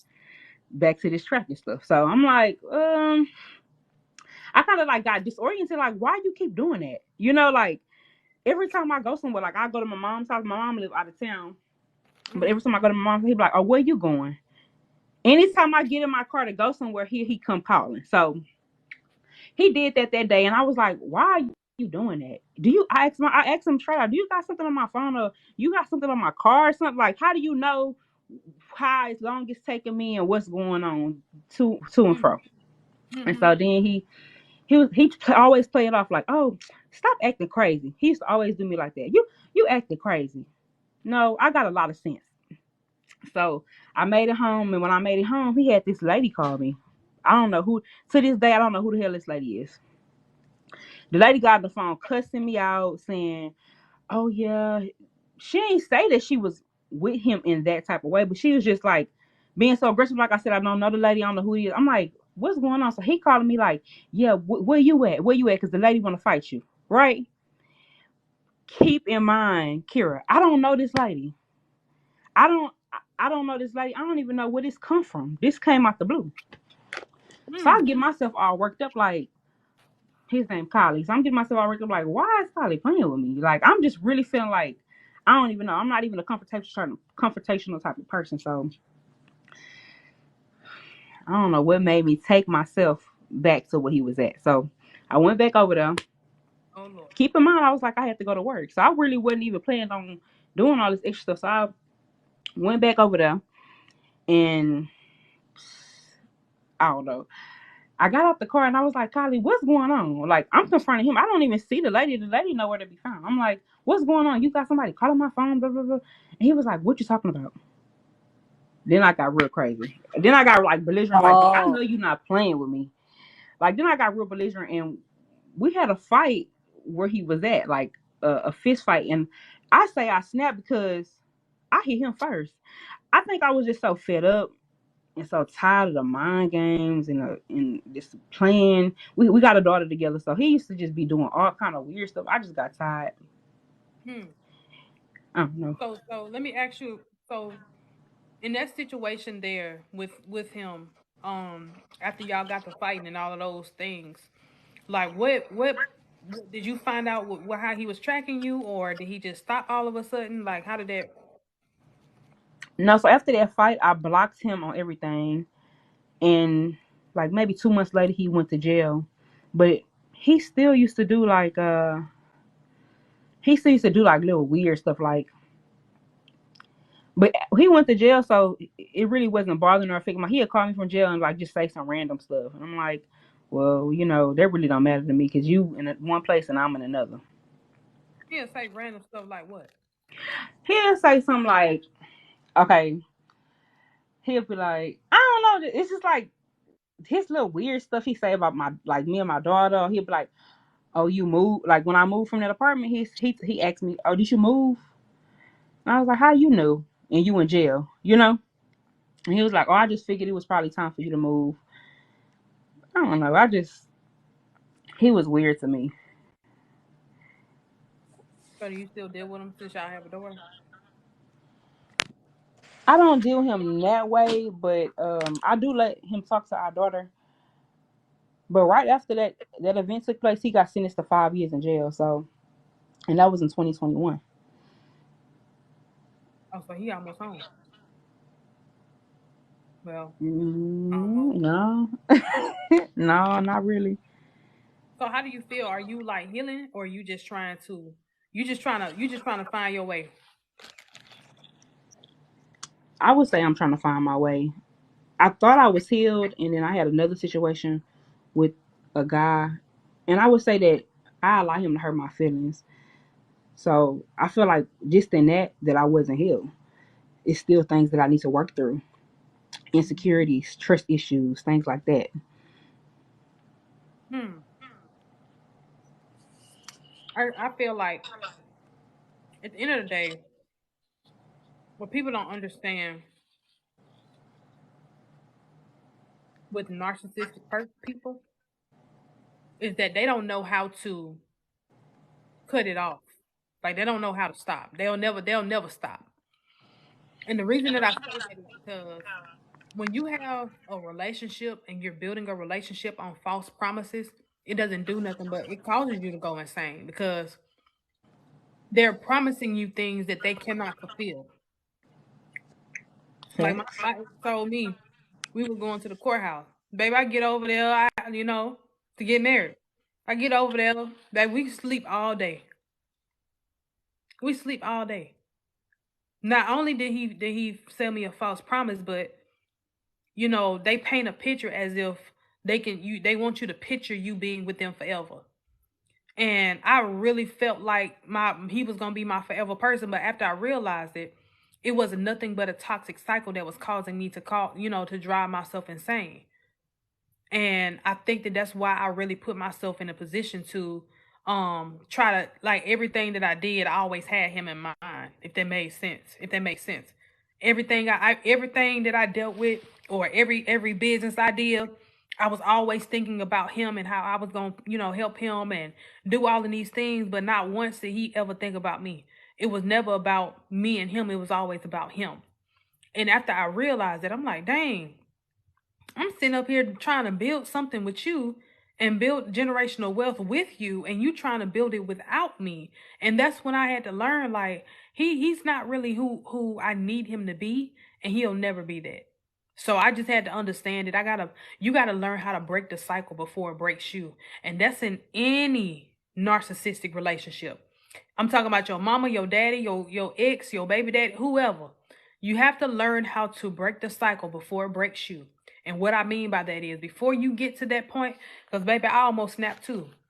Like I ain't gonna incriminate myself either, but listen, if it almost went there. But I just, I told myself, you know what? I need to start to understand that I'm better than this, and a lot of stuff about me, such as my character and who I am as a person. I cannot continue to allow a person to drill me to the ground, because the more he was drilling me and the deeper I got, the more I started to really become a mirror of him. And that was the most scariest thing. When you become a mirror of your narcissistic person, baby, listen. That right there alone is the scariest thing, because you're being painted as the bad guy, and people around you don't even know or understand that you're just a reflection of him. What's up, C? So after the point of, or after coming to the point where you feel like you're broken because Uh-huh. of the relationship, where would you start in rebuilding your trust? Where would you start? Because I can't trust nobody at this time, even years later.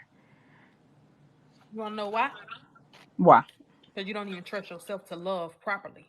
You gotta trust yourself before you trust anybody else, and that's just real talk. You have to learn how to trust yourself first before you trust any other human being that's on this earth. Because the more you start to put trust in people, the more disappointed you're gonna be. You understand what I'm saying? Whether it's Yeah. relationships, friendships, or whatever. So learn how to trust yourself first in order for you to make the right decisions for you. And then you will understand that a lot of stuff about you will start to come to, fruition, and it'll start to make sense to you.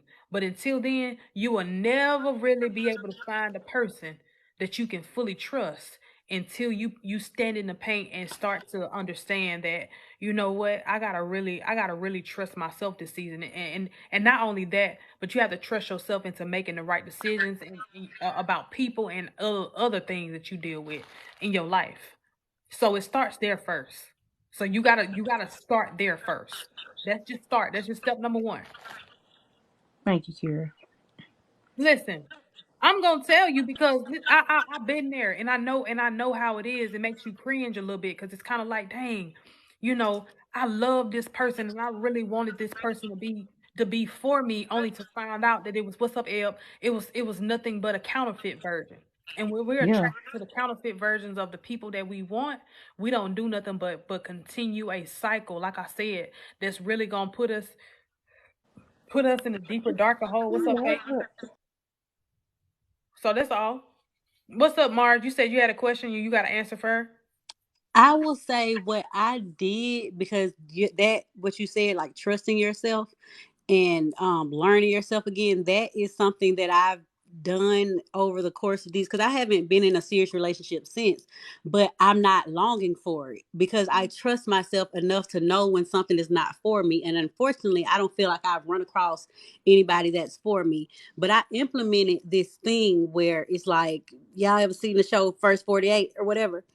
I have a 48. I have this thing that I call the first 48. If I'm talking to a man and I'm dating him or whatever, we having conversations, if he does anything within those 48 hours, because they can't hide themselves for a long time, if they do anything to me that I don't like within a 48-hour period, and they don't fix it within that same time frame, then it's over for them. You get blocked. I don't want to talk to you anymore.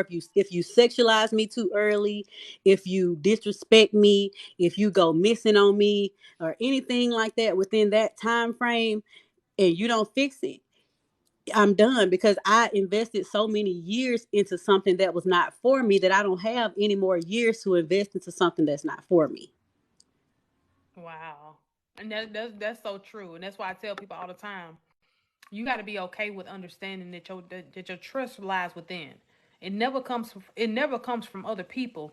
From the core within you, within yourself. And what I had to understand is the more I sat and I put all my trust in this man and this relationship, I wasn't doing nothing but losing myself in the process. That's why I said, like, you, after you break up with them, it's a self-finding journey, like literally.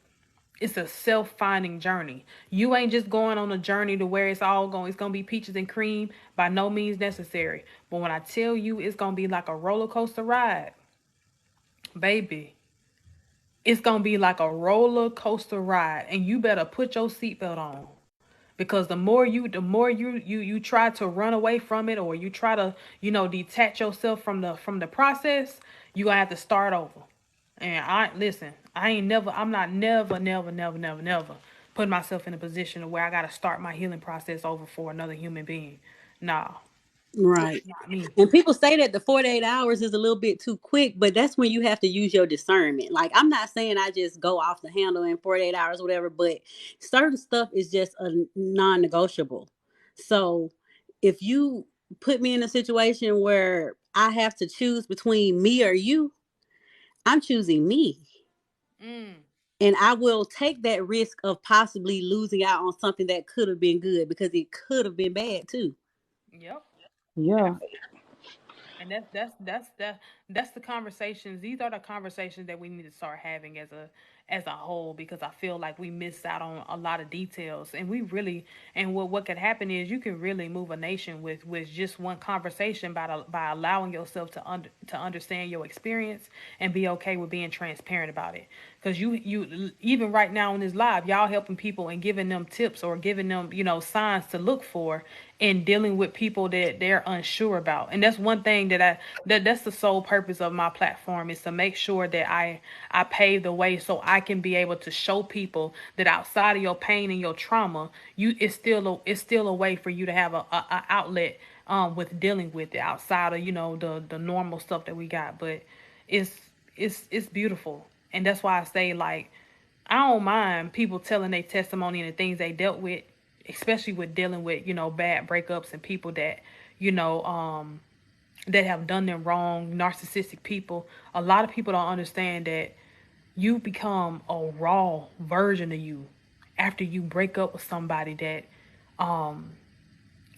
was a narcissistic person. And when I say raw, I mean like you come like you become way more vulnerable. And that's why I said, like, I can't even take myself through that no more. Like, wow, the situation I was telling y'all about earlier, I won't take myself through that again, ever. Because I know that I know at the end of the day I know my worth now, and the reason I know my worth is because I had to put in the work. So that's just what that is. And I appreciate you because you have been pushing me to speak into my truth. Thank you. Absolutely. Absolutely. Thank you for allowing me to speak. I haven't yet spoken up since it happened. And I'm so proud of y'all for being strong, for coming up here and just speaking on y'all experience. Because let me tell y'all something. Um, as little as y'all know, is your story has also helped other people. So you got to keep going and keep that momentum going. Don't be afraid of speaking about the things you dealt with and the things that you've gone through, because you never know if you're going to be helping the next person, with your wisdom, or just, just things that they didn't pay attention to.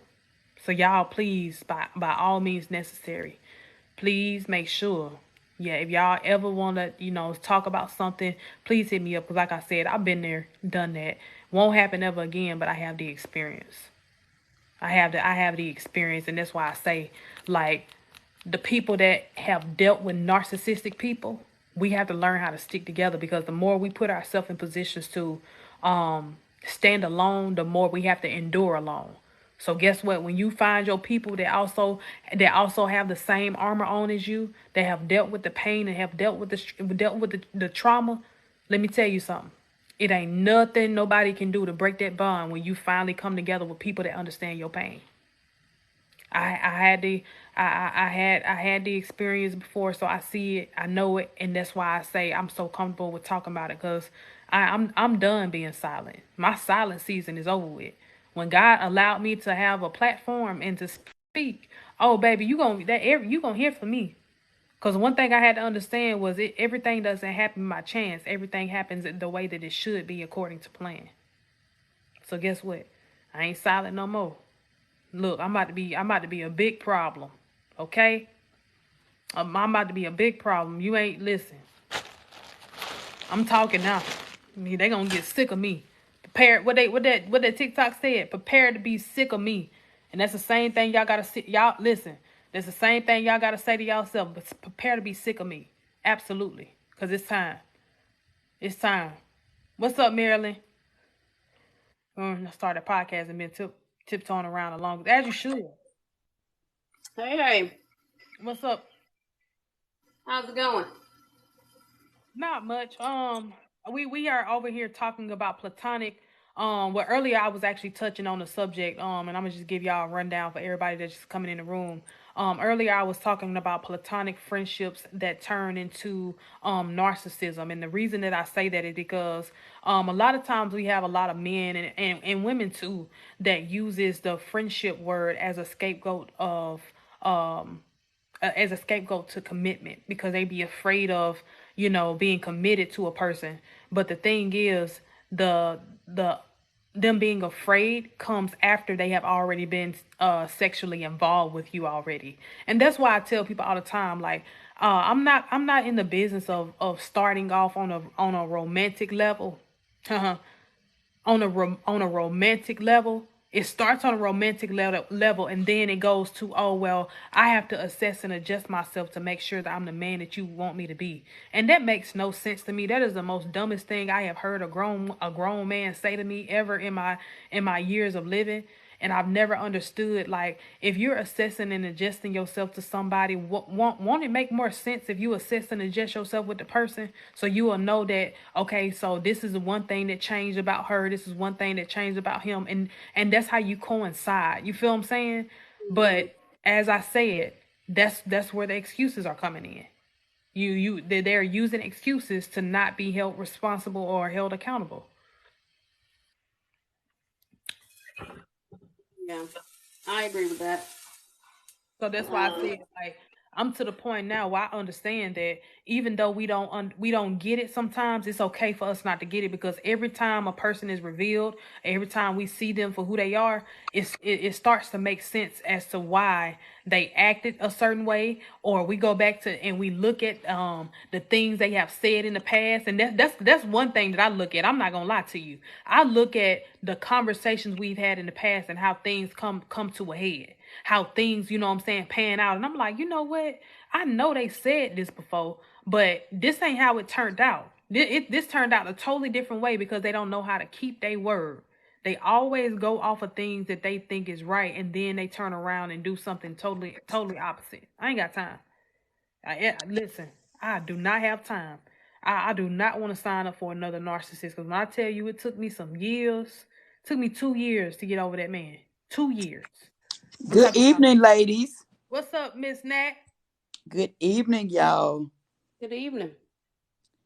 When I come on this platform, when I say I was married to one for 28 years, Mm, 28 years. And the first thing people always ask is, why did you stay so long? mm, And the question and the answer to that is, that man was just like a drug, right? And when mm, I say that, you get attached to the drama. When I mm-hmm. met this man, I was 28. My God. I was 28 when I met this man. No self esteem, no self worth,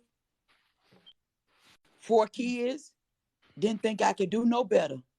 Mm, And yes, the red flags were there.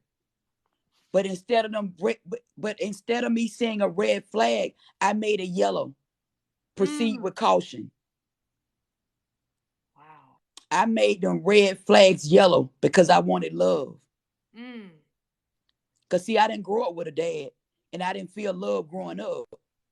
So the first person that showed me some attention and showed me that I thought they loved me, mm. I went for it. Wow. So Miss Nat, how did you um end up walking away? Because 28 years is a long time to be with somebody that you didn't that's time invested. Like that's real time. But 20 if you years. don't love yourself and you don't have any self-worth, and you talk yourself into thinking you love yourself so you can love somebody else, I was totally bamboozled. I was young, I was naive. But slowly, as years started going by, I started seeing stuff. I started hearing stuff, Mhm. right? So in my head, I kept saying, look, this something gotta give. Life is too short. I Mm. left twice. I end up going back. Mm. But this time I just felt different when I left. Yep. So I Totally know it match. ain't no going back. See, Mhm. today I got a whole lot of confidence and a whole lot of self-worth. And today I'm gonna speak on it. Cause see, even before I got with my husband, it was the drugs. So I was always addicted to something. Mm. Wow. I was always covering up something. When I got clean out drugs, I got with him. So he was my drug. Mm. Wow. So when I say starting over at 56 years old, I'm starting over, but I'm starting over with experience. Yes, ma'am.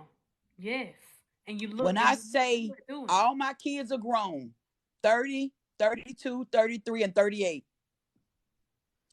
I got my own place. I done blocked him from every platform. I do not talk to him. I do not see him. I do not wish to. Mm. But day before yesterday, I had a real bad day because I actually wanted to text him and say, I miss you. Mm. I was looking at old pictures, but I know that that was just a feeling because you know what? When I woke up the next day, when I got on TikTok, cause see, some of y'all just don't know y'all saved my life the other day Mhm. because I got on live. You got to talk about it. You can't hold it in because when you hold that stuff in, you're gonna either go back to doing drugs, do somebody, or harm yourself or harm somebody. Mm. So before I go back to crack, because I got 28 years clean, before I go back to crack or before I sleep with somebody, knowing it's toxic, I'm gonna talk about it. Yes, ma'am. What's your favorite? What's your famous quote, Miss Nat? Girl, love yourself. Girl, love yourself enough to know when it's time to motherfucking go. Hmm. Got to. Love yourself enough to know when it's time to motherfucking go. Got to. So I'm just so glad that a lot of people are talking about narcissistic relationships because they do exist. And the first thing people say, why did you stay? A lot of times you stay because you think you don't have nowhere else to go. You think ain't nobody else gonna love you with your 4 kids. You think you just be thinking a whole lot of stuff. But you know what? I said, damn, that life too short. People passing around, people are dying. Yes, ma'am. They do. And I'm gonna live my life on my own terms. Because if I was with him, I would not have a platform. I'll be sitting up in here, not being on the phone with nobody, Up under. scared to say how I feel. Mm-hmm. When my kids would call me, he don't want me to pick it up. So I'm just isolating and I'm hurting. Mm. Man, when I tell you peace, if you ain't got it, you better go get yourself some. PEACE. If you ain't got it, you better go get yourself some. Life and people say, to me, I think I'm 56 years old, but it's like I'm getting better. I look younger. I was looking old and wore out with the drugs and with him. Mm. Cause he was weighing you down. That's what it is. Yes. It's the after effect, baby. That glow up. I just said the same thing. If I was still with my ex, I would not have this platform. But I had to go through that pain and endure that pain in order for me to be brave enough to speak out. Yes. Because if I wouldn't have, baby, I would be somewhere over here in this house not doing nothing, not having nothing going on. And you know what? Stuff, some of the stuff that I've been through, it have killed a lot of people. Oh yeah. So when I say that, from one addiction to the next, Mm. and I just thank God for just, man. See, back in the day, like now, you don't know what they putting in drugs. Mhm. You don't know what they fentanyl. They killing people. Yep. That's a So fact. I just thank Yeah. God that the years that I was on crack, right? I don't have no war wounds. I don't have you. If you look at me, you wouldn't know I was on. I had done been on crack before. And I say that that's only through God's grace, because I went through that, because I got a testimony. I can help the next person, tell them what I did and how I stayed clean and how I got clean. Mm. And see, when I first got clean, right? They tell you, do not get into a relationship the first year of you being clean, because you need to work on you. Mhm. But see, I thought I was grown. So I got into a relationship. And instead of me focusing on me, I was focusing on him. Mm. Wow. So I'm not confused today. When I say I'm going to use my platform, like I don't care who gets mad, who say what, because at the end of the day, it's about me saving me. You know they're gonna get mad, but the reason they're gonna get mad is because, and this is what I told myself. I was like, when I finally tell my tell all be all, what's gonna make my narcissistic person so mad and angry is that I didn't have to put a name on it in order for you to know that I'm talking about you. That's right. Cause you gonna buy a copy of that book, cause you're gonna Yes. want to be nosy. But what's so crazy is you're not gonna want to even expose yourself, so you're not gonna be able to speak on it. But it's Yes. gonna burn you up on the inside, cause I'm talking about you because of the events that have transpired. You And know you know you, what you else know how you made me feel. so mad? And my kids, my youngest son had to tell me, Mama, let it go. Right? Mhm. So my sister had a retirement party, like I told you, 2 weeks ago. Mhm. Mhm. So they invited me, and they also invited my ex. They Mm. know what I done went through with him. But they was like, well, we didn't know if y'all was on or off. But I still think you should have called me and said, hey Nat, how you and such and such doing? Are y'all on? Y'all off? Because I would have told him I'm off. Because you know what? He actually went. He went. He was on pictures and everything. But the reason why I didn't go is because I know me. If I would have seen him, he would have touched me, right? I would have smelt that cologne. I would have said, come on, let's go. That temptation. I would have said, come on, let's go. And just like you said, Kira, my healing process would have started all over again. Yep. And I refuse to give up that peace for some toxic mess. Yep. I'm not going backwards. I'm not going backwards. Because he would have came over here and slept with me, went back home and slept with her and whoever else. And see, that's dangerous right there. That Yes. alone right there is dangerous because why Yes, it's are very you put in dangerous. position to, first of all, you know, mess up my health and all of that other stuff we're dealing with you, and you really not even worth it. But the thing is, I don't really, I don't know what be going through their head when it come down to them sleeping with multiple people and them just being out here free willy nilly like that right there alone should just make you want to sit down. But they don't care about that. They And didn't. then They and then just it's heard. so sad, because one thing about those type people, right? Now, I had 4 kids. Neither one of them was his. When I met you, my youngest son was 2, right?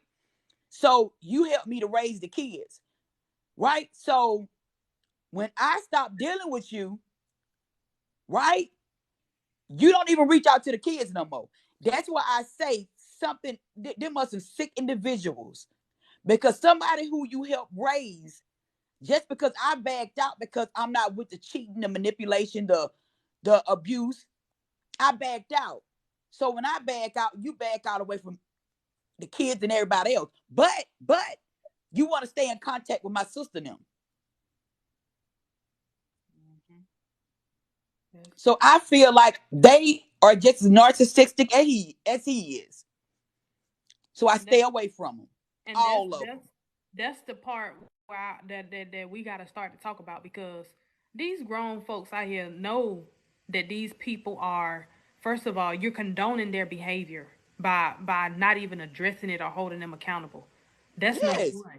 And that's the scary part, because I feel like, you know, if your mama or your cousins and them, they see how you dragging me, or you can make a joke about it and you can talk about it so openly without nobody checking you, like, hey, that's wrong, or you shouldn't be doing, like, that's the type of stuff that people don't understand. When you don't talk about things or you don't hold a person accountable, y'all, I'm gonna just be real with you. A narcissistic person, if you don't address them right then and there, they gonna take their behavior, and they gonna keep going, because nobody has told them, hey, that's wrong, or they condone it. So that's why they get, every time they go back, but they go back in for the kill. They gonna do nothing but get nothing but more powerful and more powerful, and they gonna try to find even more ways to be even more slick. I And ain't. then if you go back, it only gets worse. And if this ain't nothing what nobody done told me, this is what I done went through. Every time I went back, it got worse. One time I went back, he say, um, yeah, you done came back because that nigga done got tired of your ass. What? I'm like, and I'm sitting there listening, and I'm like, he ain't got the issue. The problem is me. Why do you keep staying? Why do you keep going back? At some point, you got to be held accountable for what part did you play in staying. Hmm. And that's something that I had to understand too. Like, we can talk about it and we can always, blame them, but we also got to learn how to blame ourselves for even putting Yes, up with that. Because, baby, yes, one thing about it and two things for sure. Yeah, you might have got over on me for a couple years, but this healed version of me right here, baby, you can't even look my way. You can't even touch me. I ain't even gonna put you in. I ain't even gonna put you in that category. You can't even touch me or look my way, because I had to understand that if I didn't have that mentality, I'm gonna always have that door crack. You feel what I'm saying? I'm always gonna be looking for that closure. I'm always gonna be looking for something for him to be crawling back, and me having that door. It's like a stray cat. You leave the door open for a stray cat, and you feed it all the time. They gonna always come back. yeah. Because he had been before I blocked his number. He texted me. My birthday was December. He texted me happy birthday. I said thanks, and then he texted me for Christmas. I didn't say anything. So then when I didn't say nothing, you started texting the kids and my sister and them, telling them Merry Christmas. But then I just blocked them, and eventually the pictures in my phone, I'm slowly deleting them one by one, because remembering, reminiscing about what, Going thinking back to about what. exactly. No. You know what my narcissist said to me. Now this joker done lied on me. You done did all of this stuff, then talked about me like a dog to your family, and then almost would turn your family against me, your mama and all of them. But this joker told me, oh, um you must have forgot my birthday and Father's Day. Those are the only two holidays that I look forward to you text. I'm like, listen, I don't know what you thought this was, but I have no more obligation to you. And a lot of narcissists feel like your loyalty is still supposed to lie with them after they disregard you. Baby, listen. After I found out who you was, after I found out who you were, that loyalty goes right along with that relationship we had, straight to the trash. I'm not loyal to you. You have not been loyal to me. Come to find out, you done had all these relationships. Baby, that loyalty it don't live here. And one thing I And had to understand was I have to stop putting myself in position to feel obligated to that, because I was still doing it. I was still texting this man happy birthday every time a holiday came around, and I'm like, why am I texting you? Why am I calling you? Like, What's the point? Cause I feel like, this ain't we ain't doing nothing, but you already know how I feel about you. You know what I'm saying? You already know what's gonna happen when we around each other. But it's kind of like he just kept stringing me along. Like he would never like. He always say, "Oh, we just friends," and this and then the third.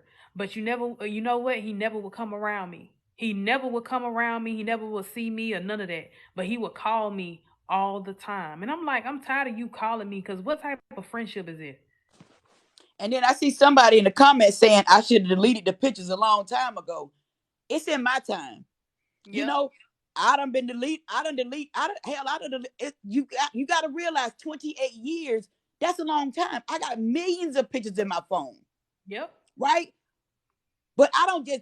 Yesterday was. I can say yesterday was the first.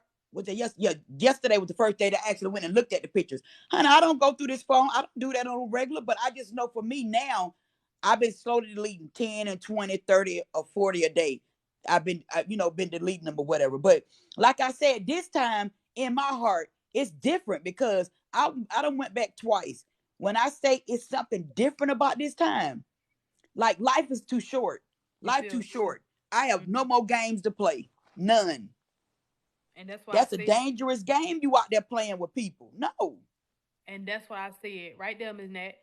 That's why I said, when you dealing with a narcissistic person and they have all this other stuff going on, you also putting yourself in the line of fire to Yeah. whatever they got going on. And one thing I had to understand, and like I was telling them earlier, the Snapped and First 48 ain't just coming on TV still for no reason. These people, Yeah. their emotions very serious, and people are unaliving folks about how they feel. I ain't Yes. you ain't about to have me outside and somebody walk up to you and cause you no, no, I ain't even on that And type of see, time. just like what you just said, he may not do nothing, but you don't know who else out there messing with him. Hmm.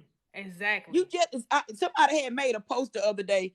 They said, I'm not gonna post my man because it might be your man too. I just bust out laughing, and it's funny, but it's sad, right? You think you man? When I say when we first met, I thought I was so exclusive, but one thing about it is two things for sure. Like you said, when I met him, he was living with a lady. Me and him was at the McDonald's, getting my kids some food. And I looked at him and he was looking crazy, right? So Mm-hmm. I looked over and I seen a lady with a guy in a car. That was her son, right? I said, oh, that must be the lady you live with. He was like, yep. I was like, what?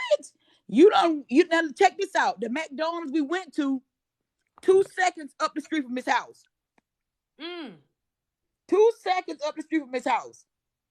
So we could have went to any McDonald's. We went up the street from his house. Wow, that is so crazy. So I say that to say, you in the car. What? I'm in the car with him. That lady could have had a gun and got out and killed both our ass. Exactly. And that's the type of stuff I tell people. You have to learn how to be careful with your platonic friendships or whatever you got going on that's in the dark. Because what's done in the dark will come to light. And baby, when we outside in the light, I do not need to be in nowhere in the middle of your crossfire or nothing that you got going on. Like I said, my life is too valuable and too precious. I ain't got time to be even in that type of situation. That's why I just told them. I just told them earlier on the live. I was like, I was just in a situation where his platonic friendships actually was something that was so toxic. He didn't even understand. He was the source of his own destruction. You got so many platonic friendships, you don't even realize that one thing about us women is that we're emotional beings first. We can say what we want to say, but I guarantee you 9 times out of 10, a woman will do anything. And I want y'all to follow me when I say this.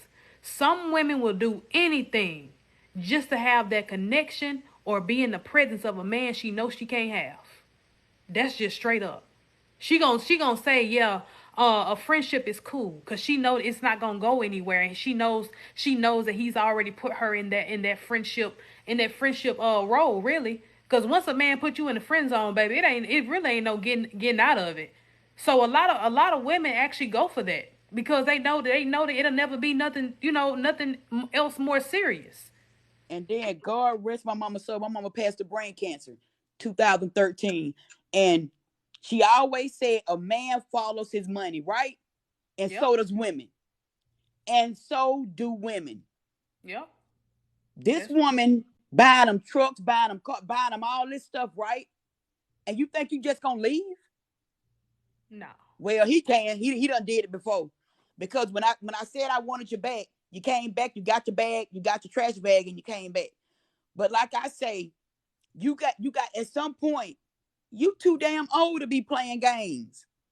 Yeah. But let that be his story, because it damn sure ain't gonna be mine. Okay. I'm telling you. That's why I said, get somebody else to do it. Because one thing I had to understand was, baby, you can do what you want to do, but I don't know how much time I got left. And with that Yes. being said, with folks dropping like flies, I ain't got time to be sitting around wondering what role I play in your life. If you're not making it clear, then I don't want to ask questions, and I don't want to know what role I'm playing. I'm gonna If just you leave got it. to guess or you feel some type of way and it ain't in your heart, get the hell on. Life to man, when I say this the best decision I done made, over here in my own little hut, minding my own business, going to work, trying to build me a platform, trying to help and empower, because Yep. people need to hear what we got to say. Just like I said last night. I remember when Andre 3000 was at the Source Awards and they had won that award. And when he went up to get his award, people was booing him and stuff. He said, y'all know what? The South got something to say. You know what? Nat Speaks got something to say, and she gonna speak on it every chance she get. Because these women and men both need to know that it gets greater later. Yep. It gets greater later. I told somebody this earlier. I said, where you have to guess, where you have to guess, understand that there is a mess. So behind Yeah. that guessing game that you playing, there's a mess behind all of that. What I had to understand was, baby, I'm done guessing. I'm tired of guessing. I'm tired of sitting around waiting on folks. I know at the end of the day, I know my worth. What I had to understand is my worth can't be no more than what how much I love you. Or it gotta be more than what I love you. And I can't be putting myself in that situation of always starting my basically my process over. I'm Yeah. starting my process over trying to make sure that you good, and you ain't even worried about me. You can't be worried about me. Nah. Better bow out gracefully and let that headache be somebody else's. Yep. Get somebody else to do it, baby. Let the headache be somebody else's. Cause Some all folks. they gonna do is buy gifts, buy you this, take you there, let's take this trip, let's do that.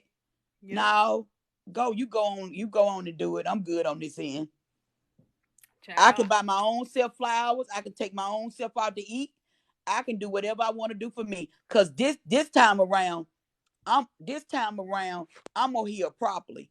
Okay. This Yep. time around, I ain't finna put no D in. I don't need no more. I don't need no vitamin D. If I need some vitamin D, I go out in the sun and get it. I'm good. Because a Okay. lot of times you gotta let that vitamin D go for a minute to get some clarity. Hmm. Talk about it. You Come gotta on. let that vitamin D go to get some clarity. Yep. You'll be okay. You will. I know I'm okay. And Uh, it's been almost a year. I ain't had none, and I'm just fine. shoot. I went. Because it's like you can't keep substituting one thing for another Yep. and not figuring out why you this away or why you that away.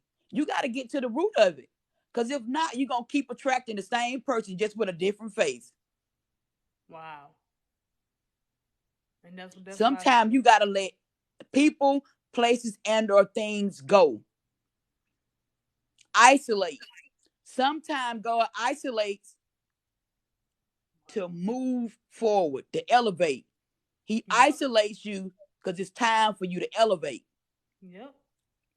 And that's why I was saying too, like, I'm to the point now where my elevation is so important to me that I'm willing to do anything for me Yes. to get to that point. Do you hear me? I ain't Yes. I'm not even trying to be in a space to where I'm starting to, or I question my ability of my own growth. No, we ain't doing that. Well, she said it's been 5 years for her, baby. I'm proud of you. You go 5 years. You go, girl. Baby, that's a long that's a The long next, time. I don't, long time, that's good time. Because you know what? I'm not wasting this on nobody else. If it ain't finna be my goddamn husband, I'm done with that. I'm finna not finna give myself freely. I done did it too much in the past. Yep, that's I done true. gave myself freely for too long. Wow, that's true. That's My body, and you know what it says, your body is your temple. And for so long, I damaged this temple. I you did. damaged my temple. I was always somebody's, she fine, somebody's side piece or somebody's piece of whatever. Yep. Not no more, baby. That shit is over. And you know what I had to understand is I was putting myself in a position to play second, but I had to realize, baby, I play second to none. I ain't about to be over here fooling around with you trying to figure out what you got going on today or what you doing over here tomorrow. I ain't got time for that. What I had to understand is a man that want to make you a priority, he gonna do it regardless to what he dealing with, what he going through, whatever however hard his life may be. He gonna make sure he includes you in everything that he do simply because that's what real men do. A lot of But times, Kira, they can include you all day long. And hell, you thinking you the only one. oh yeah, that's real too. So many women been saying that. So many women been Yep. saying, dang, I thought I was the only one. He came home every night. He did, girl. They make a way. Oh yeah. They make a Yep. way. They do. They Please, do. girl. I when I That's say why I'm random fights come from when they get to starting fights with you and having and storming out and acting like they so mad when they done did something to you. That's when they make time. Oh yeah, yeah. right there. That's it. When they get pissed off at you for reacting to something that they did to you. Oh baby, you can go ahead and count it all joy, cause baby, I'm telling you, they gone. They might be somewhere in Mexico. I ain't even gonna lie to you. I know mine went on a trip. Think he went to Vegas or went somewhere, but you went somewhere. But it was kind of like it was perfect timing because me and you got into it. You know what I'm saying? You allowed me or you wanted me to react and I did it. I fell for the trap. And that's just what it was. Like I was so mad at myself because I'm sitting over here like, dang, I didn't fell for another trap just so you can go out and do what you want to do. And he gonna say something. He gonna have all that. Don't call me unless it's emergency and da da da. And I'm like, what? Yeah, that was my cue to go. That was my cue. Cause you ain't gonna tell me when to call you. And You ain't gotta worry about me. but we gotta stop. We have to stop overlooking the red flags because I know I seen the red flags within a week. I seen the red flags, but you know what? I said, you know what? I'm gonna turn them yellow because I'm gonna just proceed with caution instead of just being red. I'm just gonna proceed with caution, girl. Please. But like I said, when you don't love yourself enough, then you accept a lot that Hmm. you normally wouldn't Hmm. because you notice a well you look back, you look sometime when you look back over your life and to people you done dealt with, the well you, like, what the fuck was I thinking? Yep. That What is the hell was I thinking? and that's facts. That Cause is you find Because the sick you, the person that knows no self-esteem, no self-worth, you're gonna accept just that. But heal properly. You'll see. You're gonna say, I must have been out of my damn mind. oh, you was out of your mind. Cause what we don't be in our right mind when we dealing with people No. that are also mentally sick. They mentally sick too, because they don't even know who they Yes. are as people. I And one thing listen. about healing, when we healing, you gotta let go the old version of yourself also. That old version is gone. Yep. That's why I tell people I am so grateful that I get to live two lives. I have lived two lives. Mm. Now I'm really living. Then I was just existing. Now I'm actually living life. Mm. That's good right there. And Who want to that's just exist? yep. And that's what I told them, and that's why I told somebody earlier too. I said you can't be the new you and the old you at the same time. You got to pick one. So That's whether right. you want to be you want to evolve and become a better version of you, you got to pick one. You can't be both of them. You can't be on the borderline. You can't one day be this person and the next minute be this person. Then you talking about you want to evolve and you really want to truly heal. No, you got to understand that you got to pick between the two that you have the choices of, and just roll with the punches. And I had to realize that I was so busy talking about I want to be a new person, I want to be a new me, and I want to do all of this stuff, but I always went back to the toxicity, and I always ran back to the things that I was used to because I was scared of, being outside my comfort zone. No, I ain't got time. I'm listen. I'm stepping out my comfort zone voluntarily because it's time. Yeah. I can't. It's a reason why I had to leave that relationship because like you said earlier, I wouldn't have a platform. Baby, I would be somewhere laid up or somewhere waiting on him or crying about him because he ain't answering and he on the road and he probably talking to somebody. I ain't got time for all that. Girl, that shit don't make you look old as hell. Okay? Trying to tell you. Old and fat and no. I was 230 pounds. Wow. Big. I always kept my hair and my makeup and stuff. I always kept that done. But hell, even when I did that, he looking at me like, what the fuck you doing that for? What the fuck? What? I hate man. And then when they look at you, I always and I remember this like it was yesterday. He would look at me. I'm like, why you looking at me like you damn hate me or something? They got the look of the devil. Yep. That look be the look of the fucking devil. You better realize it and get the hell on. Them, Cause I them men sure be was jealous going of off. you. They be I jealous was of you. going off one time. I was going off. I had spazzed. I was at a gas station and I followed him to the gas station because he had made me so mad. And he got in the car and I'm standing in front of his car. He looking at I'm going off. I don't even know if he heard what I was saying, but he's looking at me with this smirk on his face, like it was like evil, like he He was was embarrassed. enjoying it. Yep. Yes, that's Like what you they said, he fell do. for the trap. Trapped for that. He trapped you into that feeling, into that emotion. He set that up, and you fell right into it. We always do. That was a plan.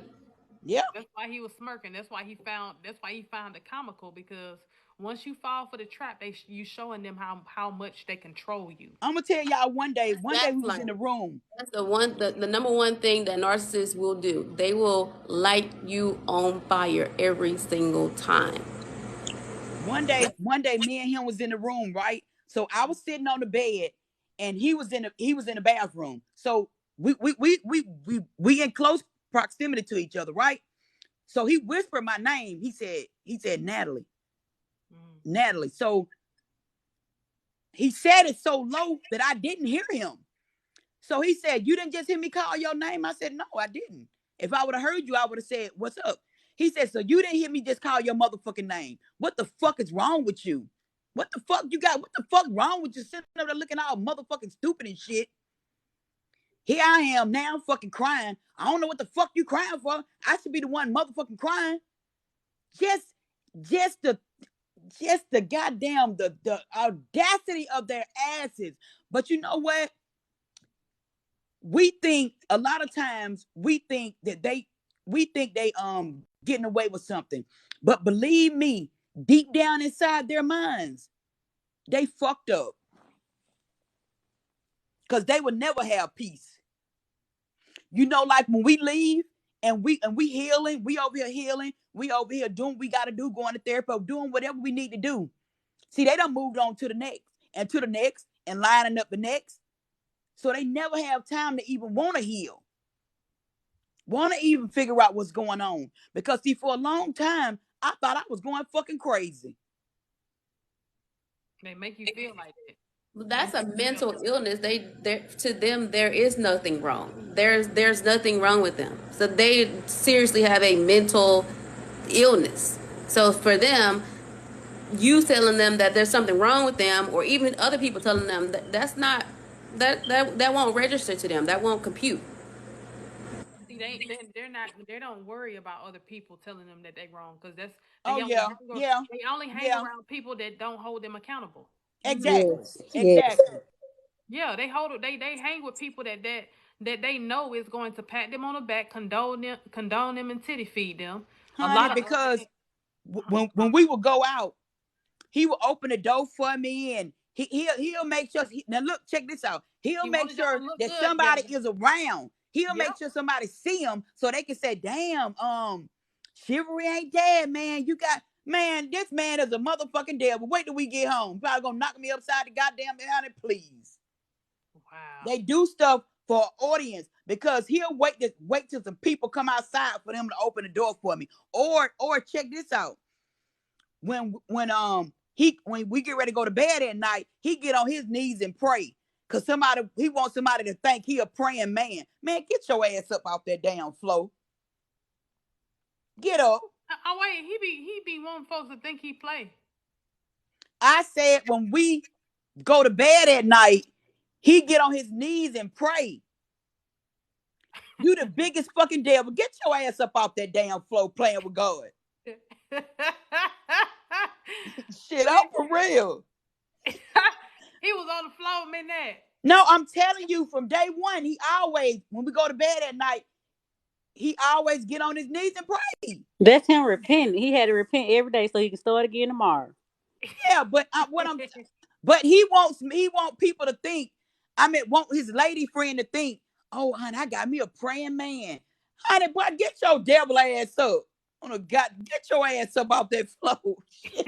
Listen, I know what you mean, cause let me tell you, baby, mine thought he swear he prayed and he swear he knew the word, baby. I bought him a Bible and I swear he ain't touched it.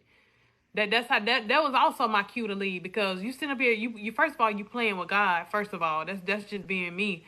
I like you know, you sit up here talking about somehow you wanted to learn the Bible, so I bought him a Bible, y'all. I know that Bible was about $75, because it had like the breakdowns of each scripture, what it meant, and all that stuff. So yeah, I know he ain't touched that Bible since I bought it. but And he was so disturbed when he pulled it out the bag. Baby, he was so disturbed when he pulled that thing out the bag.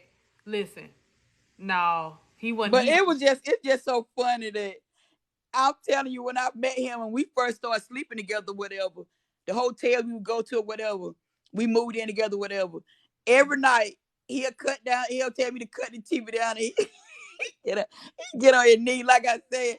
He want me to say, "Oh, honey, I got me a praying man." He opened the door for me. He do this, man. The biggest goddamn, the biggest devil in the damn world, man. Bye. Ain't no way. That shit is hilarious. That shit Yep. was about They to want you to say what think I Sometimes. want to say.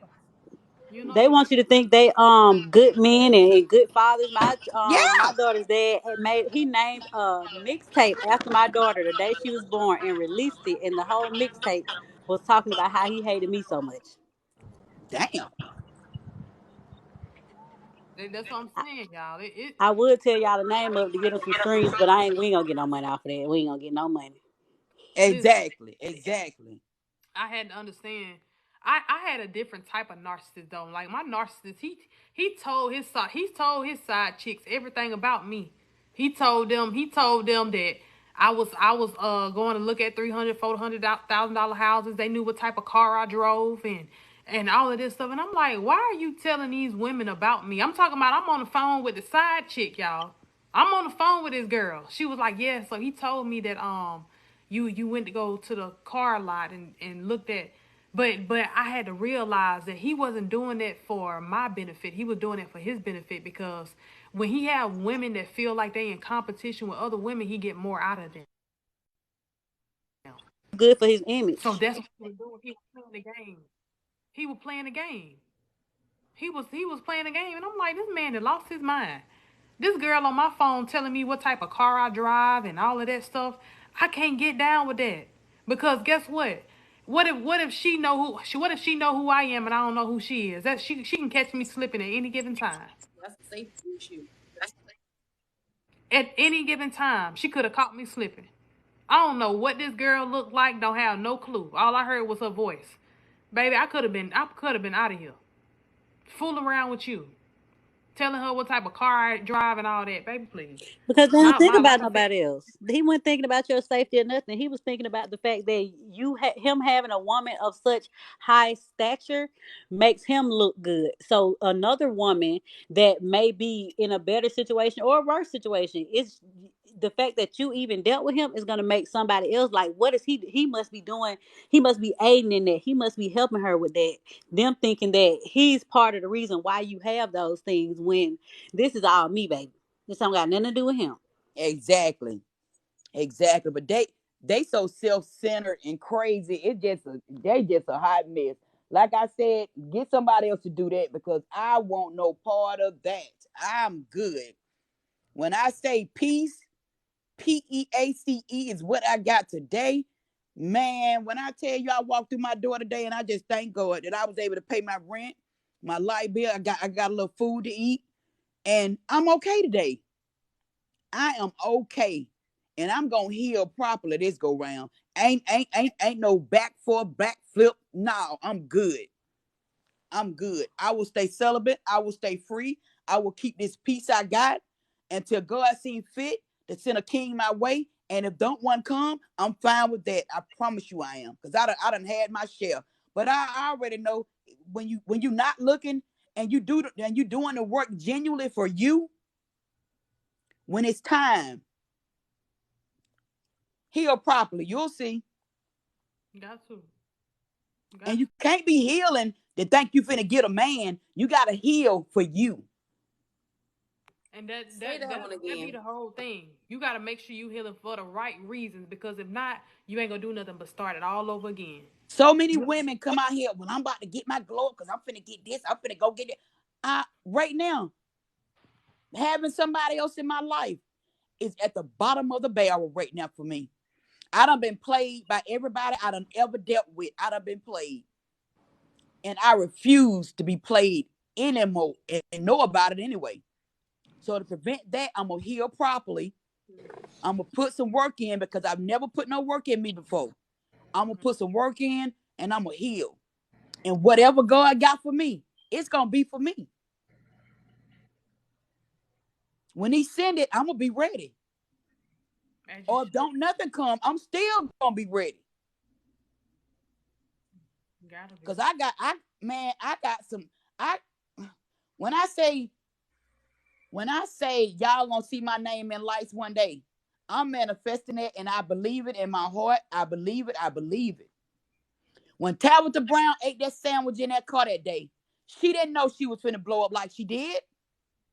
When Keith Lee did that first review, he didn't think he was gonna blow up like he did. You gotta start somewhere, but you gotta start. Yep. You can't keep saying, "Oh, I want to do this, I want to," and you don't put no damn work in. See, I'm putting some work in today. I'm letting people. I said I want to be so transparent that when you see me, you're gonna be able to see right goddamn through me. I want to be that transparent. People said you ain't saying to tell nobody you was on crack. No, why?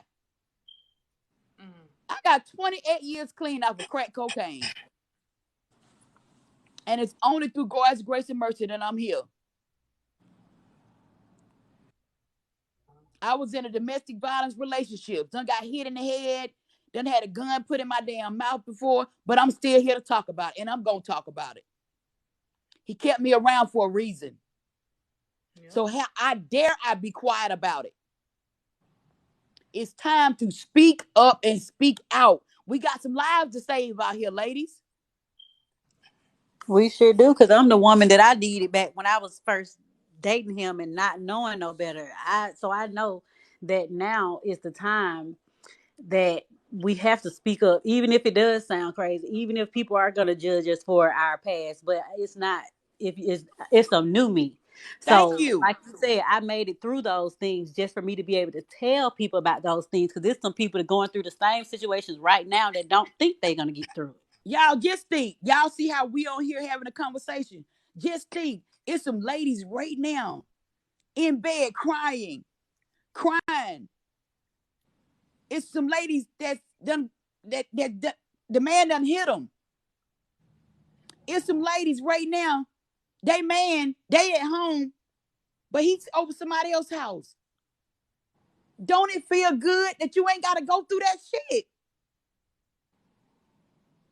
I'm laying right here in the damn bed with the TV down on my phone, having some conversation with some beautiful young ladies. When I say we got to stop being silent.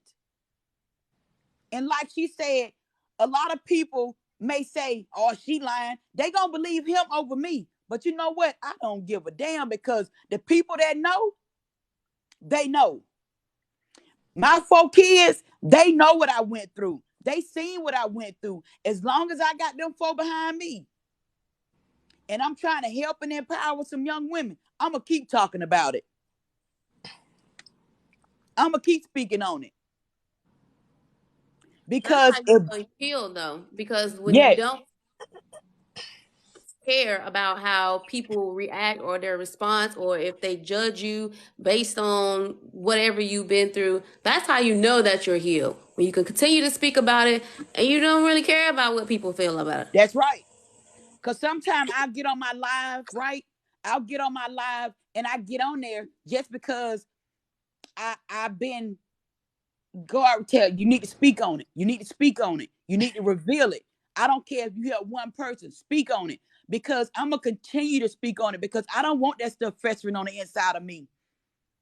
When you look at the news, you hear about so many people killing themselves. I mean, unaliving, whatever they want to say, unaliving themselves or whatever. And I don't want to be that person. I don't speak on it. I don't care how crazy it sounds. I don't care if you believe me. I don't care at this point, because it's about saving my life. We have got to speak on it, because with us speaking on it, it's going to give a whole lot of more women confidence to start speaking on theirs. Yeah.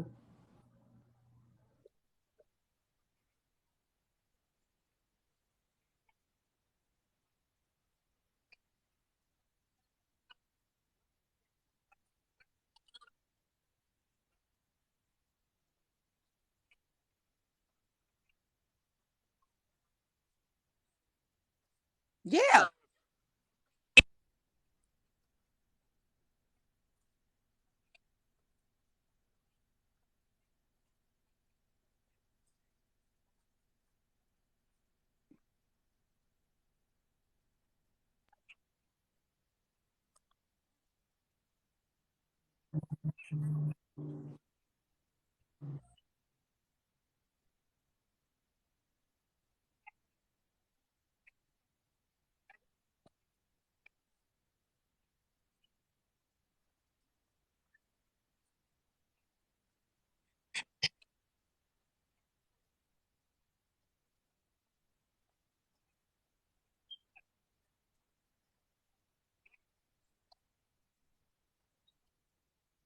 Yes.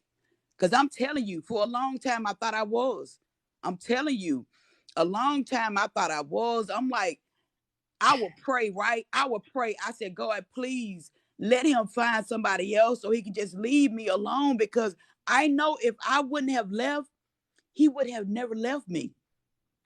He would have never left me. So, and then a lot of times they make it so hard for you, they want you to leave. I don't forgot that word. I forgot that word they said it is. But, and then Hey, too, ladies. hey, I just joined in. I just wanted to share my story. I'm glad that I caught this live go about ahead, the hon. Go narcissism. ahead. You got the floor.